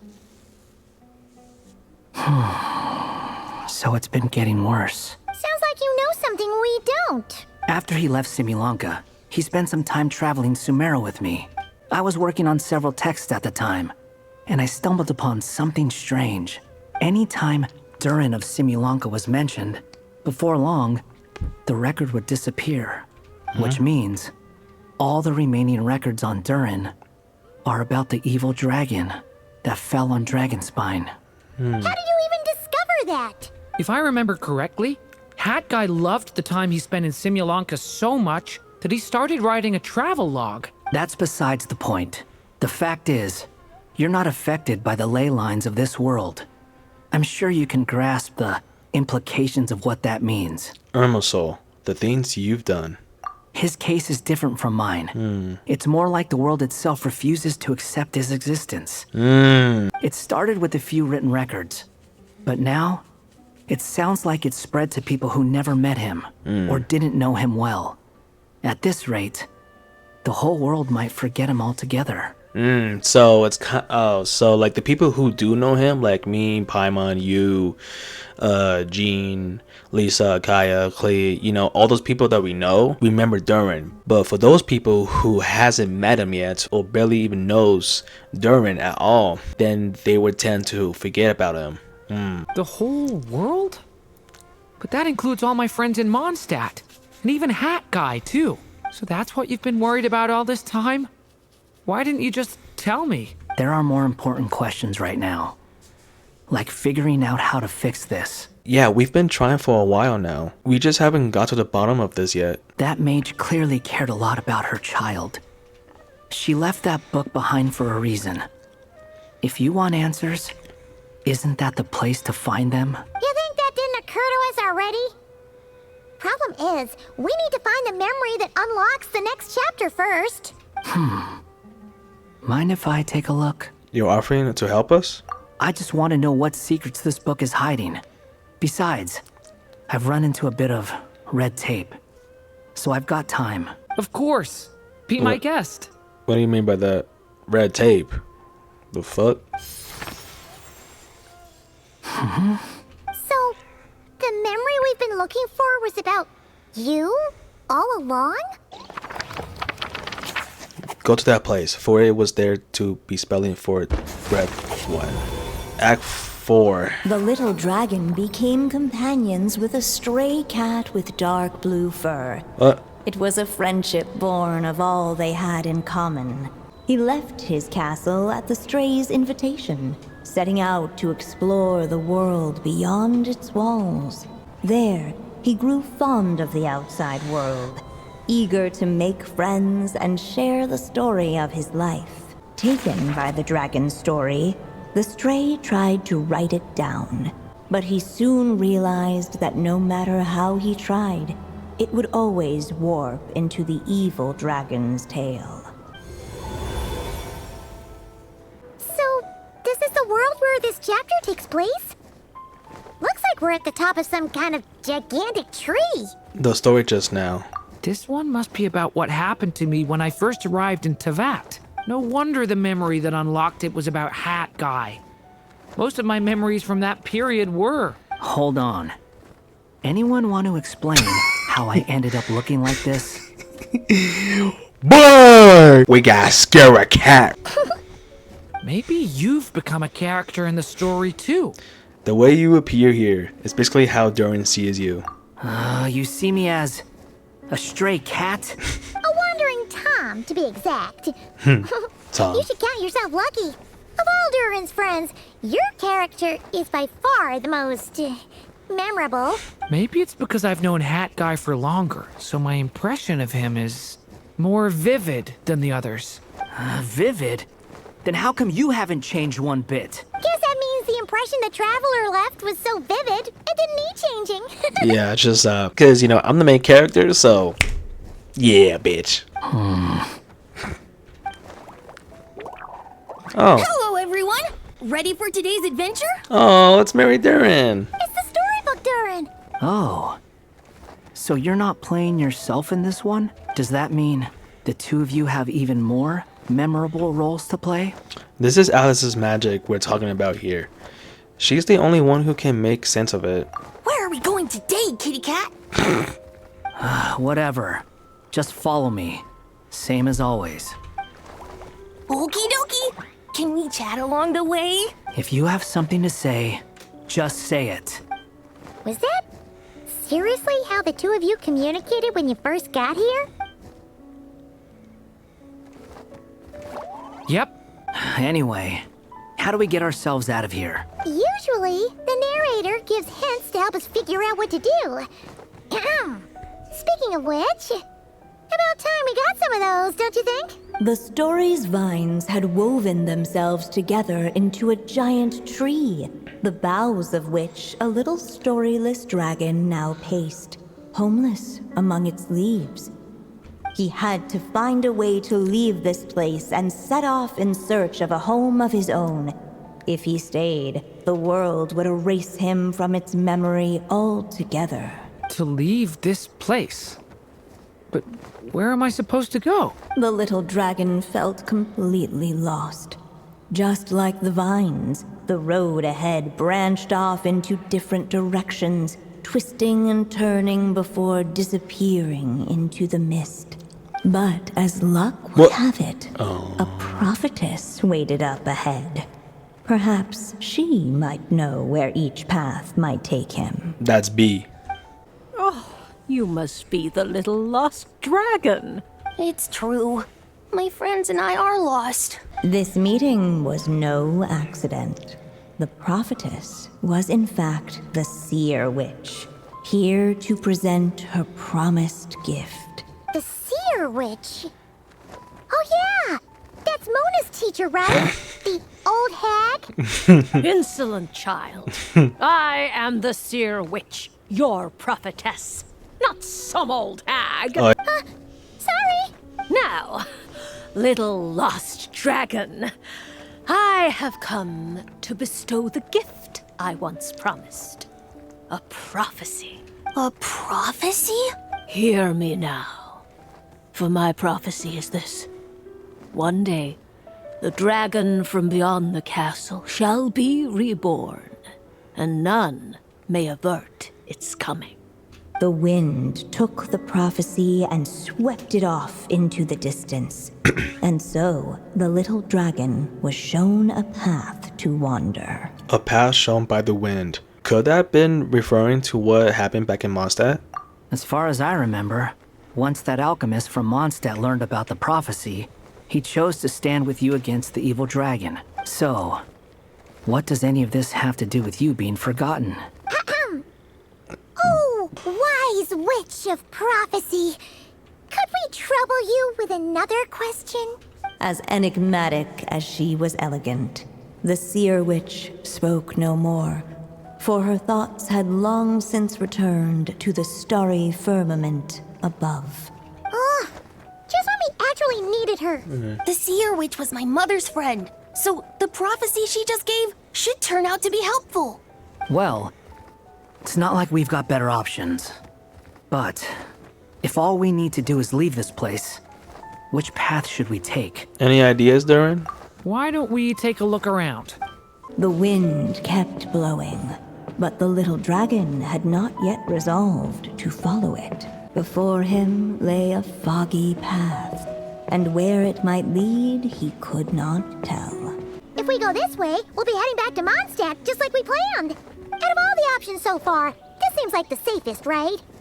At least we know what happens next. He helps stop the evil dragon from returning, gets a new body, makes a whole bunch of friends, who all just forget about him.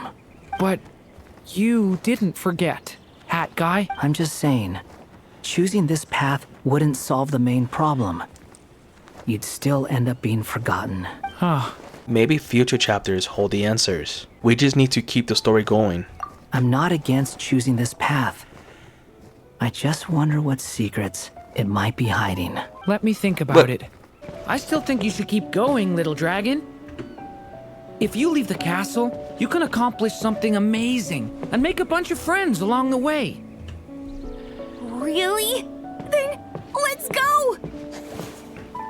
Unable to preserve his story, the little dragon wandered astray. Fortunately for him, a certain prophetess had left behind a prophecy to guide him. What? The wind took the prophecy and swept it off into the distance, and so the little dragon was shown a path to wander. Following the wind's guidance, the little dragon made his escape. In turn, the prophetess affirmed the little dragon's choice, leaving an extra secret as her parting gift.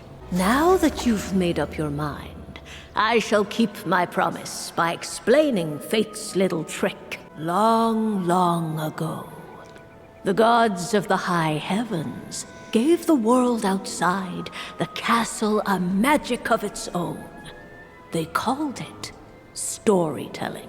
It was a magic of almost unshakable power that governed how people met, grew close, and understood one another. Each person had a story meant for them and them alone.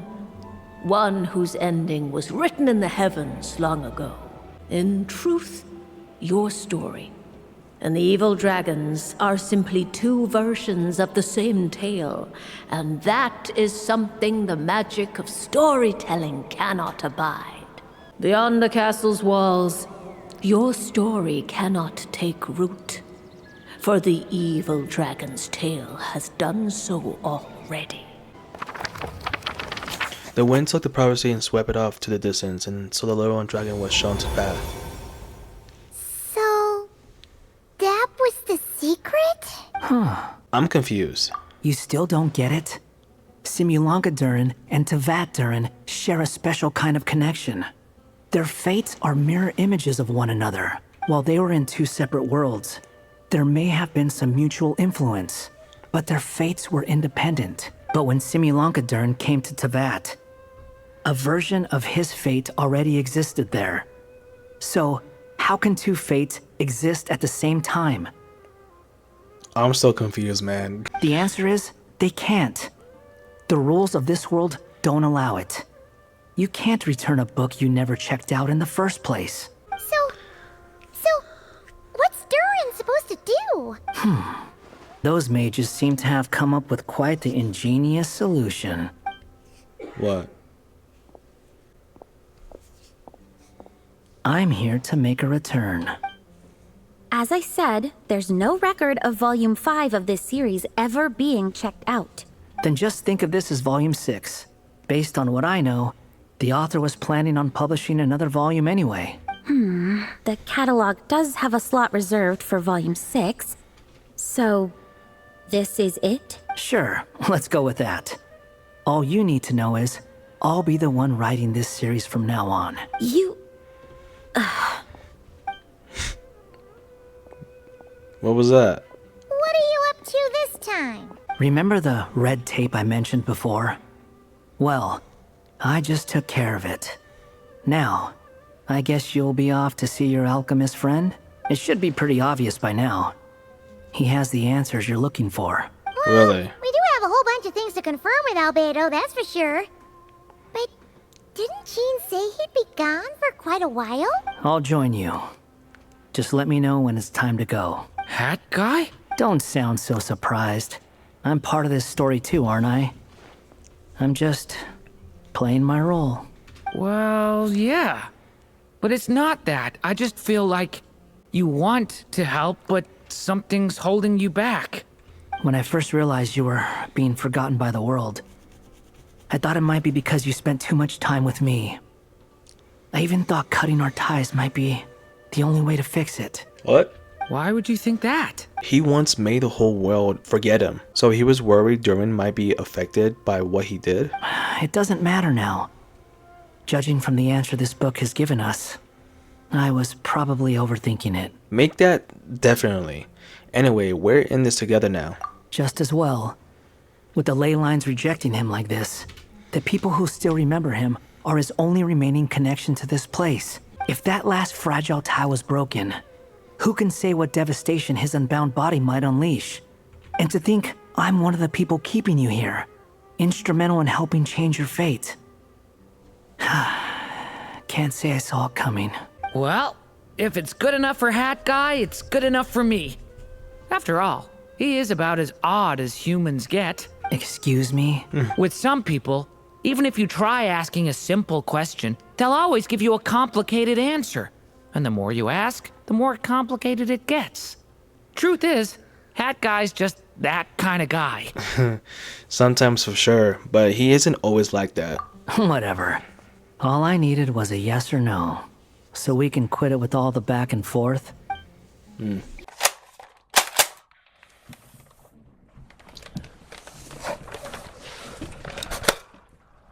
I hope you bulletproof for this about to hurt. So this is the other Durin, huh?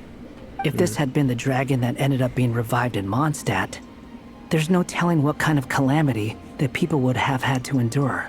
So, if you think about it like that, Durin's actually a hero. And you just thought you'd be nice all of a sudden?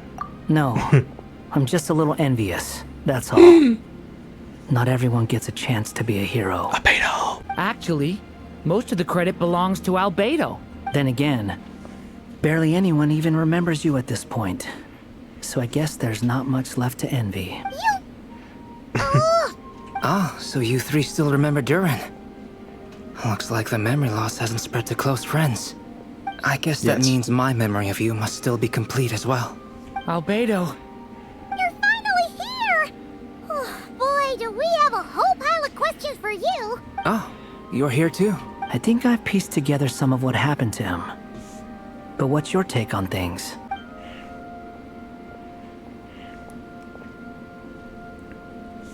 Master Jean filled me in on what happened, and I've got a few theories. But let's get on the same page first. You exchanged intel with Albedo, who also checks how Durin's holding up. Well, physically, he's doing fine. His body is holding the abyssal power at bay. And there's nothing whatsoever to indicate any risk of collapse. So, from an alchemy point of view, there's nothing wrong with him? The issue isn't so much that the abyssal power within him has gotten out of control. It's that the connection between his will and body is fading. If he ends up losing his conscious will, his body will fall back on its biological instincts. And that's when the abyssal power within it will take over. But if that happens... This book mentioned a witches' gathering. It seems like quite a few of these witches got themselves involved in Durin's case. Which brings me to my theory. Bringing Fairy Tale Durin into this world to replace the Durin on Dragonspine means using one Durin's fate to overwrite the others. But the power of alchemy alone would not be enough to pull off such a feat. It would have required the combined use of Miss Barbeloff's astrology, my teacher's alchemy, and Aunt Alice's magic. After learning of Miss Barbeloff's prophecy, Durin and I finally came up with a way to settle the Dragonspine Durin problem for good. And I took care of the alchemy side of things, which, looking back on it, seems to have been a part of their plan all along. So now, there's only one thing missing. The magic, right? As for the fate theory our friend in the hat just mentioned, I still can't figure out how any kind of magic could possibly influence the fate of Tevat. But I'm certain that the answer lies within this book. So, the reason Alice had us complete this book was to make that magic possible? A form of magic powerful enough to rewrite fate itself. Well, we've no time to lose. I just need to take a look at the book. The next part of the story most likely relates to me. So the memory that unlocks it must be connected to me too. Huh? The giant tree was home to a broken branch, the shape of its splintered arm aligning perfectly with the branch that had burst forth from the castle walls. Join yourself to that broken bough, for there you may take root at last, and henceforth bask in the sun and rain of the world beyond the castle. But first, fetch the stickiest clay and let it bind the scar of the break. I see.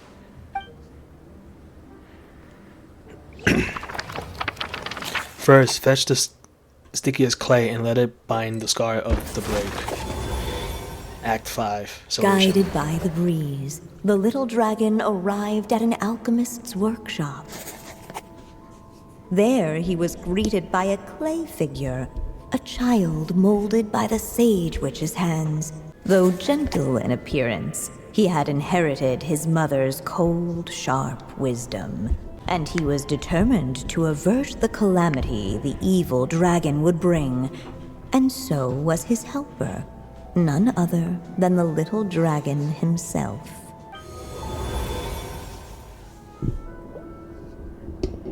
What is this place? Your mom, I'm playing. It looks like it's modeled after an alchemist's workshop. Or rather, a cliched stereotype of one. Ooh. Albedo? Hold on. Why do I look like this? Oh. Oh, yeah! We forgot to tell you. Basically, the characters in the story are reflections of how Durin sees them. Bruh. Damn, bro. He's one of those Simulacra's characters. He got the Lego hands. At least you're still human-shaped. Well, since Cat Guy has taken on a different appearance Cat too, Guy. that must mean the two of us are both characters in the story. But you, Paimon, and Durin haven't changed at all. You must be special figures in some way. I'd like to know more about that too. But seeing as none of them can explain it, let's just concentrate on moving the plot forward. Let's take a look around.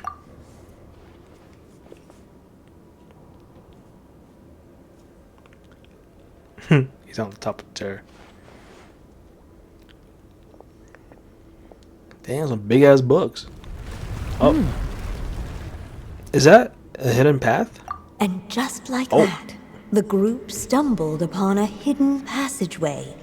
Intricately crafted, it seemed to lead them towards another exciting chapter of the tale. Come on! What are we waiting for? Next chapter? Here we come! Ouch! But this was a chapter that had not yet been written. Ahead of them was a storyless void, and they could go no further. What? Then what's the point of having a path here? Maybe the author had a flash of inspiration, and then their mind went blank. Sounds like a pretty bad habit for a writer. Over here. I found something. What the clay figure found was none other than the evil dragon's heart itself.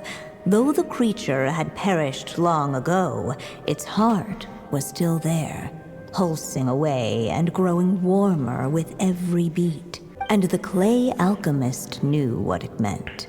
That the evil dragon would return one day, just as the prophecy had foretold. Yet, guided by his mother's wisdom, he foresaw another fate. If only the alchemist could bestow this heart upon the little dragon, he might be reborn in the evil dragon's stead. Only then would the evil dragon's heart grow still, and the little one inherit its tale. Sounds like this chapter's about Albedo bringing me to life? If that really was the solution, though, this would have been over the minute I finished the transmutation. So why is Durin still being forgotten? There has to be some other reason. There are still places we can check. We have time. Yeah, I'd like to explore the area a bit more.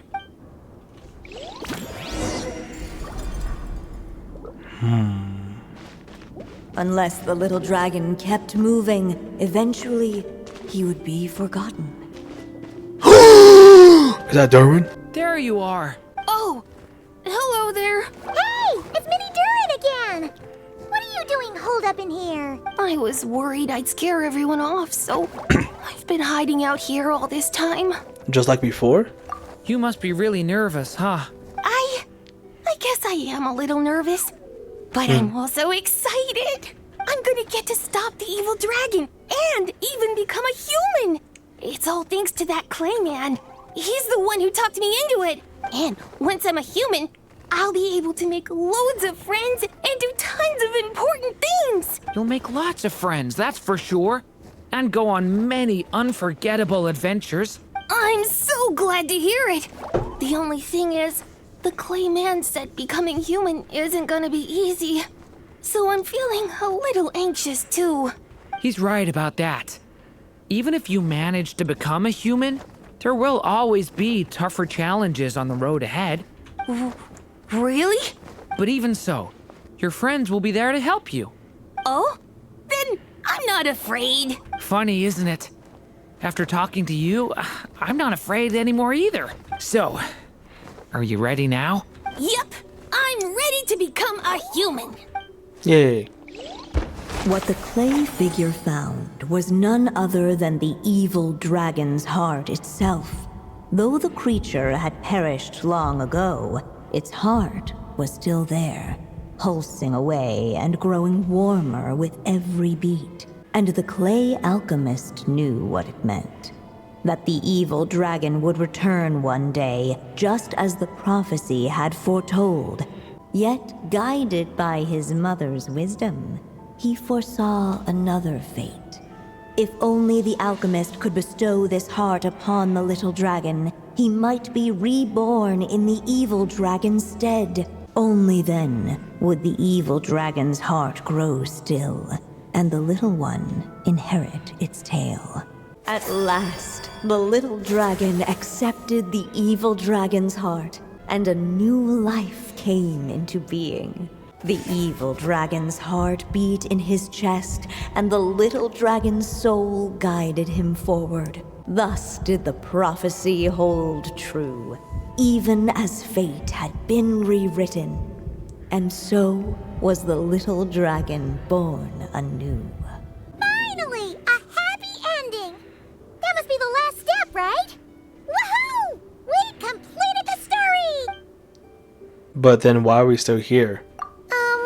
Born anew, the little dragon set off once more, his story far from over. Huh? So, that wasn't the end? What comes next might be the most crucial part of all. The real last step.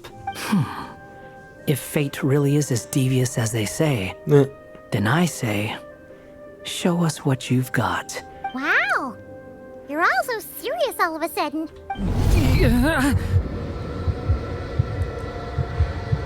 You good? Durin, are you alright? The evil dragon's heart was now one with the little dragon, yet the dark power within it still lingered. Would the little dragon dare to hold this power back, or would he simply give in? Hey! What kind of question is that? Of course he's gonna control it! What choice does he have? Time is running out. So, what? Would the little dragon dare to hold this power back? Or would he simply give in? What's up with the narrator? Oh, shit. Dare to hold this power Give in. back? Or would he simply give in? The little dragon and his companions Oh. blank. Blank again. I don't know what to do. What's going on?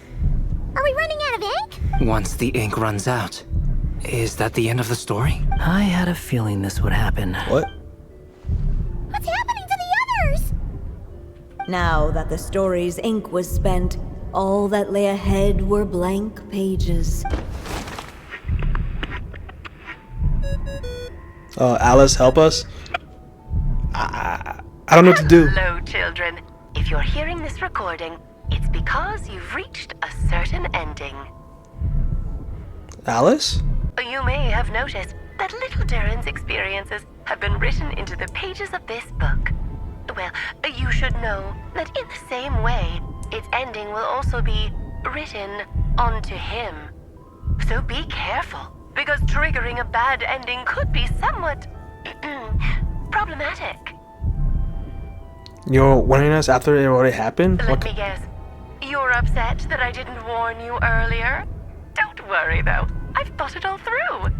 I built a very special feature into this book, just for you, the witnesses of this tale. So, go ahead. See if you can turn back the pages.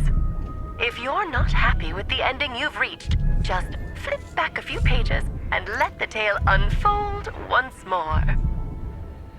Talk about plot twist. Pretty incredible, huh? That's the power of magic. Bruh. Flip back.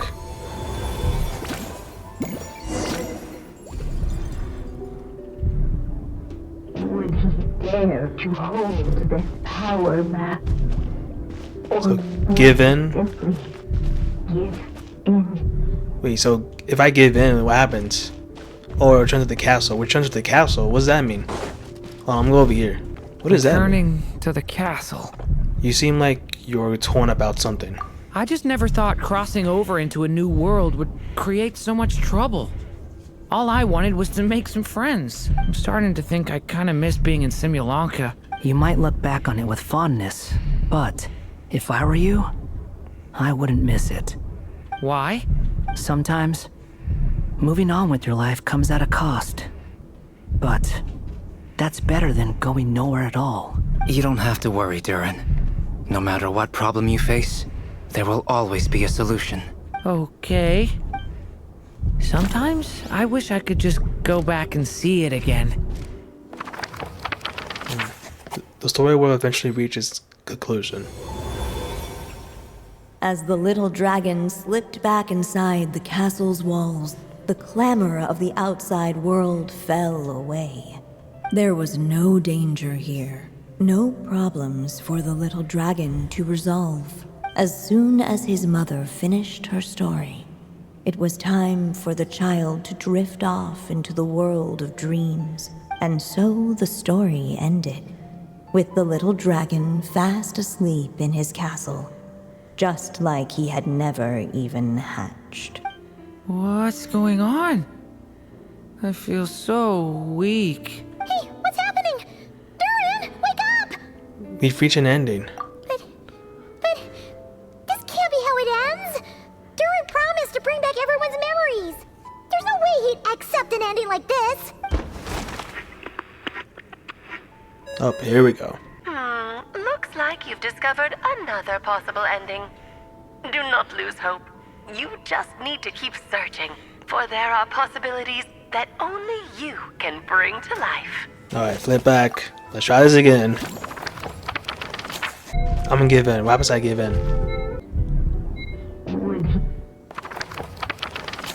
The prophecy is destined to come true. The little dragon was at an impasse, and the dark power within him surged like a tide. Unchecked, the darkness engulfed everything around it, including the little dragon's soul. The little dragon's story faded into nothingness, and in the world beyond the castle, only the evil dragon's tale endured. Is this me? And so the story ended, with the little dragon fading from sight, leaving nothing but the evil dragon's shadow in his place. So the story's over? Oh no! That means Durin... What do we do now?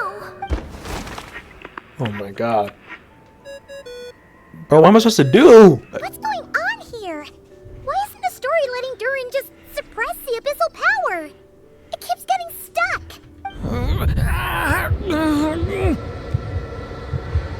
Bro. Okay, we went left and then right and then we stayed. Nothing happens, bro. They're all bad endings. It seems the act of suppressing the power counts as an event in the story. In other words, we would need ink to write it in. So, what now? Did we use too much earlier? How are we supposed to write a happy ending with only this much left? It's possible. It's just not time for the story to end. Well, this is Durin's story. As long as he's alive and well, why should it end? If there really is such a direct correlation between the story and his fate, I may have a potential hypothesis. Durin was, and still is in essence, a storybook character, written into being by M. From the moment he was born, he has always dwelt within her story, and I suspect that has remained the case, even after his arrival in Tevat. Reviving Durin in the evil dragon's place was an act of grafting this Durin story onto the latter's fate. In essence, that is how his fate was rewritten. But there is a fundamental difference between a being's story and its fate. As Miss Barbeloth reminded us, the fate of every living being in Tevat has been woven into the fabric of time. Its most natural path, therefore, is to proceed along its given track. But Durin's story, on the other hand, needs an author to continue writing it. As Durin's connection to this world wore thin, not only have people started to forget him, he started to lose control of the abyssal power within. Wait, so are you saying that we should make Durin the author of this book now? In other words, his story can't continue. Because the author's ink is drying up. That's what it seems like to me. It would seem the little dragon had made a group of fine friends indeed. Save it. The question is, are you here to help him or stand in his way? This is as far as the story can go. What path will you choose? If the story ends now, Durin will vanish. I suppose the final decision is up to me. It's hard to believe I never actually left my mother's story. If that's true, I'd like to go there and see for myself. By there, I take it you mean the blank pages of the unwritten chapter ahead? But we still don't even know how Alice's magic works. If Durin belongs inside the story, then going outside of it to some unwritten part, isn't it too risky? I'm not afraid. Then go for it. We'll be with you all the way. I second that. It would seem this is one answer you need to go seize for yourself. So be it. Whatever obstacles stand in your way, we'll tear them down together. You got this, man. That invisible wall.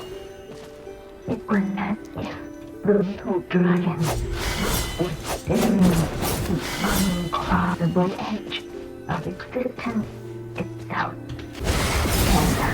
And all of a sudden, it began to fracture, as if struck by some transcendent web. Oh, shit. There we go. Gotta keep going.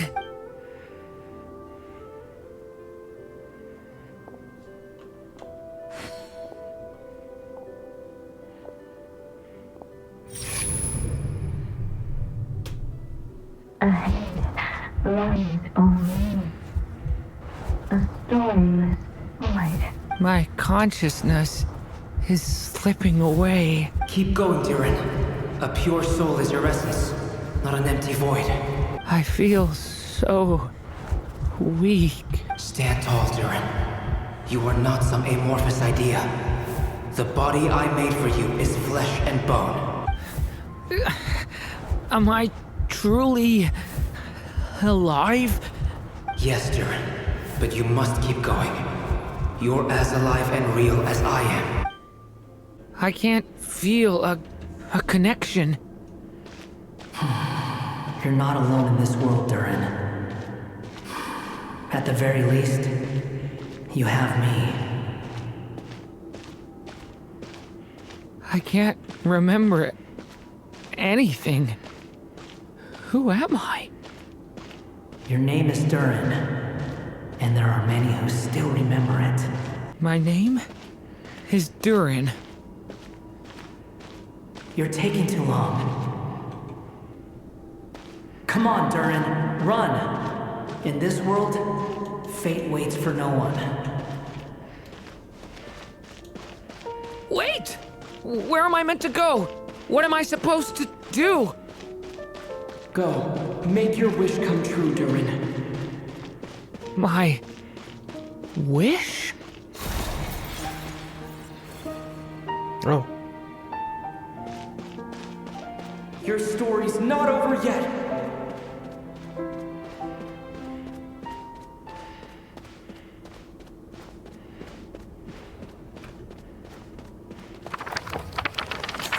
Your story's not over yet. And, oh, we're back here again. Silence, huh? Have you nothing to say about my proposal? Let me get this straight. All right, you daughter. want to graft your story onto this unfinished thread of fate. I thought that was in a And quote. in doing so, not only rewrite that fate, but allow the story to live on. Quite the brilliant idea. Still, the story's survival depends entirely on whether the author keeps writing. Exactly. And the moment foretold by the prophecy is still centuries away. I see. I thought my own ignorance might be the problem.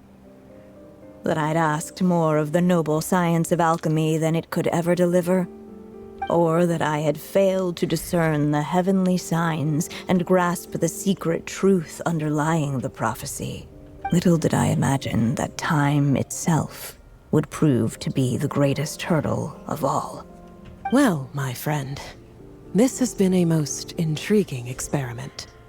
And from an academic perspective, at least, I don't think it was a bad proposal. Someday, the prophecy will come to pass. So remember, my friend, much like the stars themselves, there will always be something that transcends the test of time. Thank you, everyone. You've helped me so much already. But, Alice, I still have one final favor to ask of you. Will you lend me your magic one last time, just enough for me to keep his story alive until the prophecy is fulfilled? You mean you want me to extend your lifespan? No, not in that sense. As Rheindotter once told me, the laws governing life and death are among the most unyielding in this world. I'm well aware of that. Whether it lasts a day or an age, the span of one's life is determined by fate alone. If I tried to breach that law by force, I'm afraid I would lose what makes me human. This is not a path I want to go down. If I am to die, then I shall die a human. So, what is it that you want me to do? I would like you to send this pen of mine into the future. I see. Then perhaps there really is a way I can help. I could create a kind of story magic to take over the writing once you're gone. Oh, but for it to work, you would need to provide enough of your own words for it to learn from. How much? Oh, an immense amount. So much, in fact, that you would have to spend the rest of your life writing. And even then, I'm sorry to say, it would not last forever. No matter how much you write, there is a limit to the number of words you can leave behind. But the world itself will never stop changing. Someday, perhaps, even your entire corpus will not be enough for the magic to continue describing this world. And when that happens, the story will end. Still, it's worth a try. I would like you to send this pen of mine into the future. Is this where she wrote? Oh, my dear Anya. Even after all this time, you're still... Look at you. You should be enjoying your old age in peace and quiet, especially now that things are finally returning to normal after that terrible calamity. Once he leaves Simulanka, things will only get more complicated. If his story is to continue, there needs to be more material for the magic to draw upon. I'll just have to skip over some of the less important details. Anya, why do you insist on sending him out of the storybook world? Why must he face his fate into that? Why not just let him remain within the story? With my magic, even fate's curse could be undone and he could live happily ever after. I suppose. In fairy tales, all it takes is a heartfelt wish. And even a wooden puppet can turn himself into a real boy and live happily ever after. That's just how fairy tales end, isn't it? But have you ever wondered what happens to the main character after the ever after? Tell me, Alice, in your eyes, what would be a writer's greatest regret? To leave a story without an ending. Not a bad answer. It's true, many writers come to consider that their greatest regret. But I see things differently.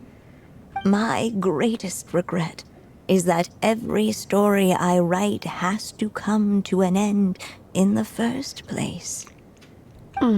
No matter how brilliantly a character shines, the moment their story ends, their potential is lost forever.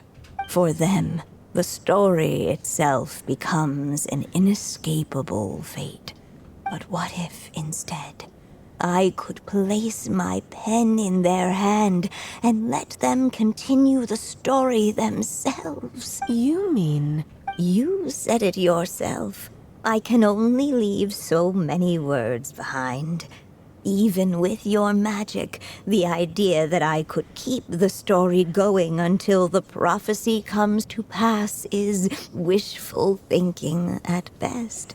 But I've found a way to use your magic to transform some of my finished stories into a special kind of ink. This ink is a magical medium he can use to complete the story the way he wants to. For what is storytelling but another kind of magic? And if he can experience the whole tale himself while leaving behind his own wishes and aspirations, even once he reaches the chapter where I stopped, he'll still be able to carry the story forward on. And so, Oh shit, my bad. by leaving him this ink, I can entrust him with the responsibility of writing his own story. A character with the power to write their own story. That way, he'll finally be free from the cage that is my pen. And like anyone else living in the real world, he can go on to create a life of his own. And you no longer need to worry about the constraints of my magic. What a brilliant idea, Anya. But there are still risks. First of all, once he arrives in Teyvat, he'll have to rely entirely on the story you left him to maintain his connection to that world. As you gradually hand over creative control, that connection will grow weaker, and at some point, he might lose it altogether. But at the same time, he'll also have the chance to forge that connection for himself. The issue is, this method taps into too many of Teyvat's core secrets. Any overt hints you try to leave will be erased in no time. In fact, it'd be hard for you to leave anything at all to guide them. We still have the story itself, though. I can use that to show them the way. It's entirely possible he burns through all your ink, never reaches the chapter you had in mind, and gets stuck, roaming the chapters of his past. But despite all that, I still believe in what this child can become. His hopes and wishes can be his ink, so he won't be trapped by mine running dry. Oh, what the writer you are, Anya. Your imagination never ceases to amaze. And you do know how much I love a happy ending. You shall have my help, my dear. Thank you, my friend. Well then, my child, do you understand what you must do? Yes, I think I do. It's my turn to keep this story alive. Then what's holding you back? What will become of you after I take up this pen? I will fade away. Oh. There will no longer be a reason for me to go on existing. My child, or your mother, I should say, passed away long ago. The voice you're hearing is nothing but a magical echo that has now fulfilled its purpose. You needn't feel so reluctant to let me go. I know my mother died long ago. It's just, when you lose your mom too soon, it's hard to tear yourself away from the stories she used to read. I guess it's a silly way of pretending she's still here, by your side. Durin. But after coming to this world and traveling it with my friends, facing all kinds of enemies together, I suddenly realized I couldn't just sit around listening to my mother's stories because I'd found a new purpose in life. Maybe this is just what growing up feels like. With all my new friends waiting, it's time I finally set aside my mother's storybook. I'm ready to grow up now, Mom. Then take this. A gift I should have given you a long time ago. You've witnessed this story from the very beginning. Made your wishes, offered your blessings, and even wrote your choices into its pages. From here on out, this pen is yours. Now I ask of you, the other pillar of this story, as both its reader and its witness, will you turn the page so the next chapter can begin? Turn the page.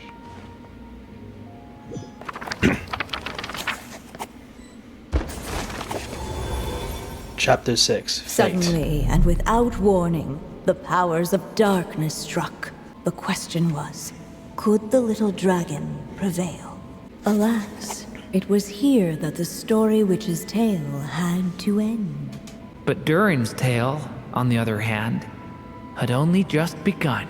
Stepping into his mother's memories, he picked up her pen, and so the story that was ending began anew. He had made up his mind to challenge the fate that barred the way ahead. Looks like this is the final step. A chance to strike back at fate? Now that's not something that comes knocking every day. Oh wait, are we gonna fight this thing? Oh boy.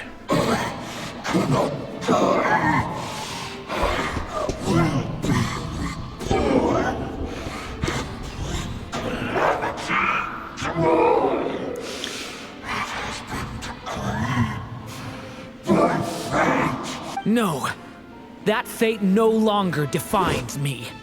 In the end, only my story shall endure.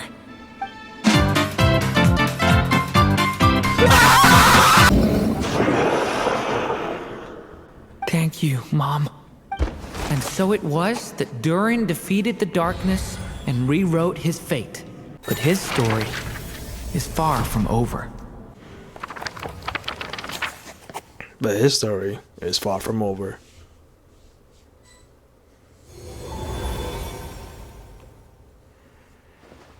Is everyone okay? Ooh, wait, is that new? We're fine, thanks. And hey, we all saw how you fought back there. That was awesome! Is that a new outfit? It looks a lot more free.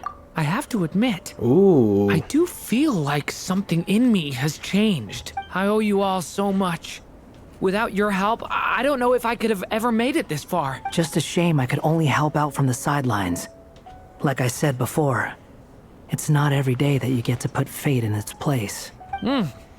Well, I'm sure you'll hear it someday. Hear what? The chance to strike back at fate knocking at your door. Yeah, maybe someday.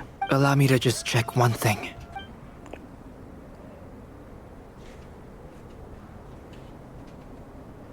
Yes. The abyssal power within you has stabilized again. And those strange symptoms you were experiencing seem to have completely disappeared. Oh, thank goodness! We did it. I wonder what it means, though. Aside from the principles of alchemy, what other law of this world governs his being? Look, it all turned out fine, so just leave it at that. Now that this one's out of danger, it's time for me to get out of here. You're leaving so soon? What, don't humans usually throw a party after something like this? Well, he's a puppet, but... A party? Do I look like that kind of guy? Anyway, come find me again next time you're in trouble. That's what friends are for, right? Some people never change. In a way, though, he is right. This is Durin's moment to celebrate, not the time for academic discussions. Hey, I don't blame you for asking. And honestly, I'd be perfectly happy to talk about it. It's just, I wouldn't even know where to start. It's all right. I'm sure we'll get a chance at some point. After all, your story's only just begun. All right then. Traveler and Paimon, we'll part ways here. Given the extraordinary nature of the things we witnessed today, I need to make sure it's all recorded properly. Okay, see ya! Alright. So, it's party time next! Huh? Oh my god, you finally contacted it? Finally? Congratulations on completing your mission. The hell you been? Now then, as per our agreement, it's about time you returned that book. She must have known the moment we finished! Just like she said she would! I've heard dressing appropriately is a must for socializing. Oh, wait, never mind. Oh, my writer and witness. It's been quite the journey, hasn't it? You had special plans for the Traveler from the start, didn't you? But of course, that goes without saying. For a story to live on, it needs both a writer and a reader. Only then can my magic take effect.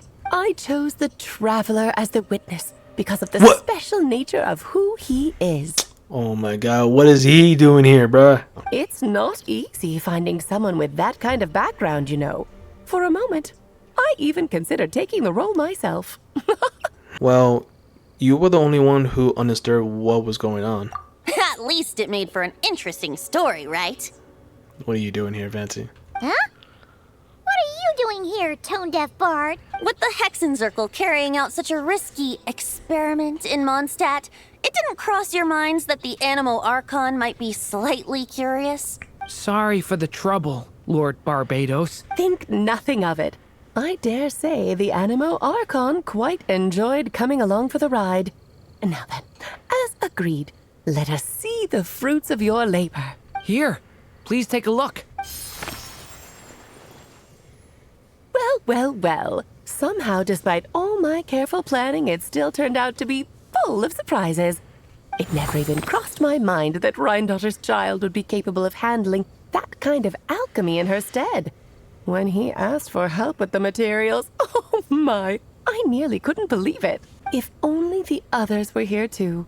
We could all celebrate together. I'm right here, you know. What? The only one who hasn't responded is the one busy stuffing her face over there. Is that you, Barbie? Barbie? A little late to the party, don't you think? Come here, child. Let me take a closer look at you. All right, Aunt Seer Witch. Here I am.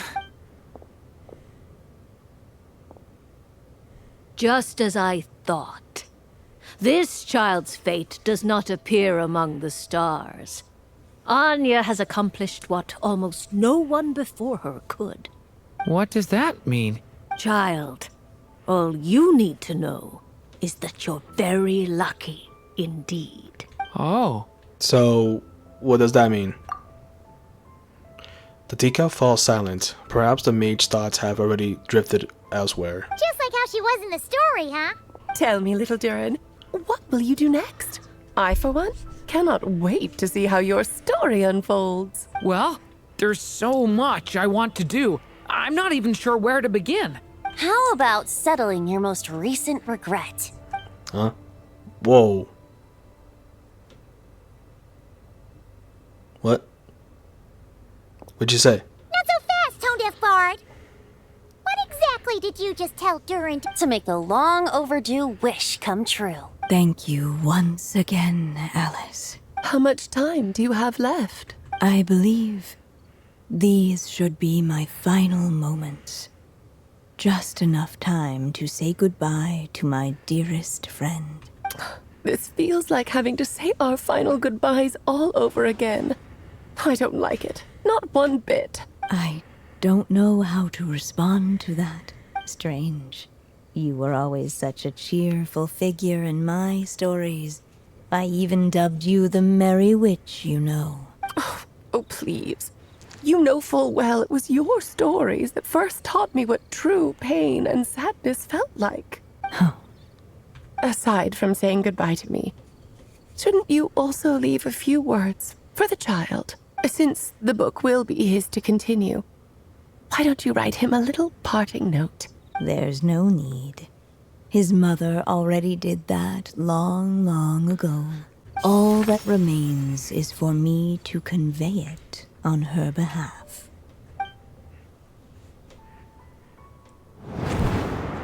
Oh, a cutscene now. Oh. My child.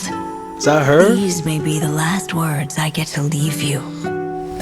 I've always thought of the characters in my stories as my children. Oh, so that's what she looks like. Loving each one of them, just like a mother would. But you are the most extraordinary of them all. You alone can defy the fate of this world and write the perfect ending to my story. You alone shall leave these pages for a future I will not see.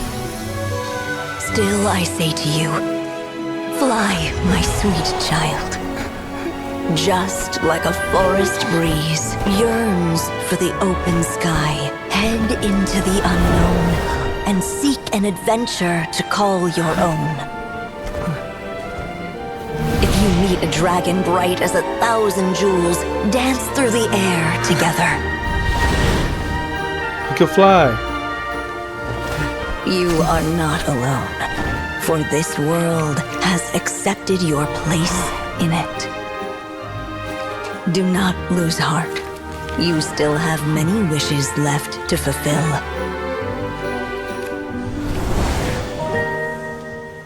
A long tale awaits you, my love. Let songs and flowers be the ink that fills its pages. Take my pen and use it to continue your story.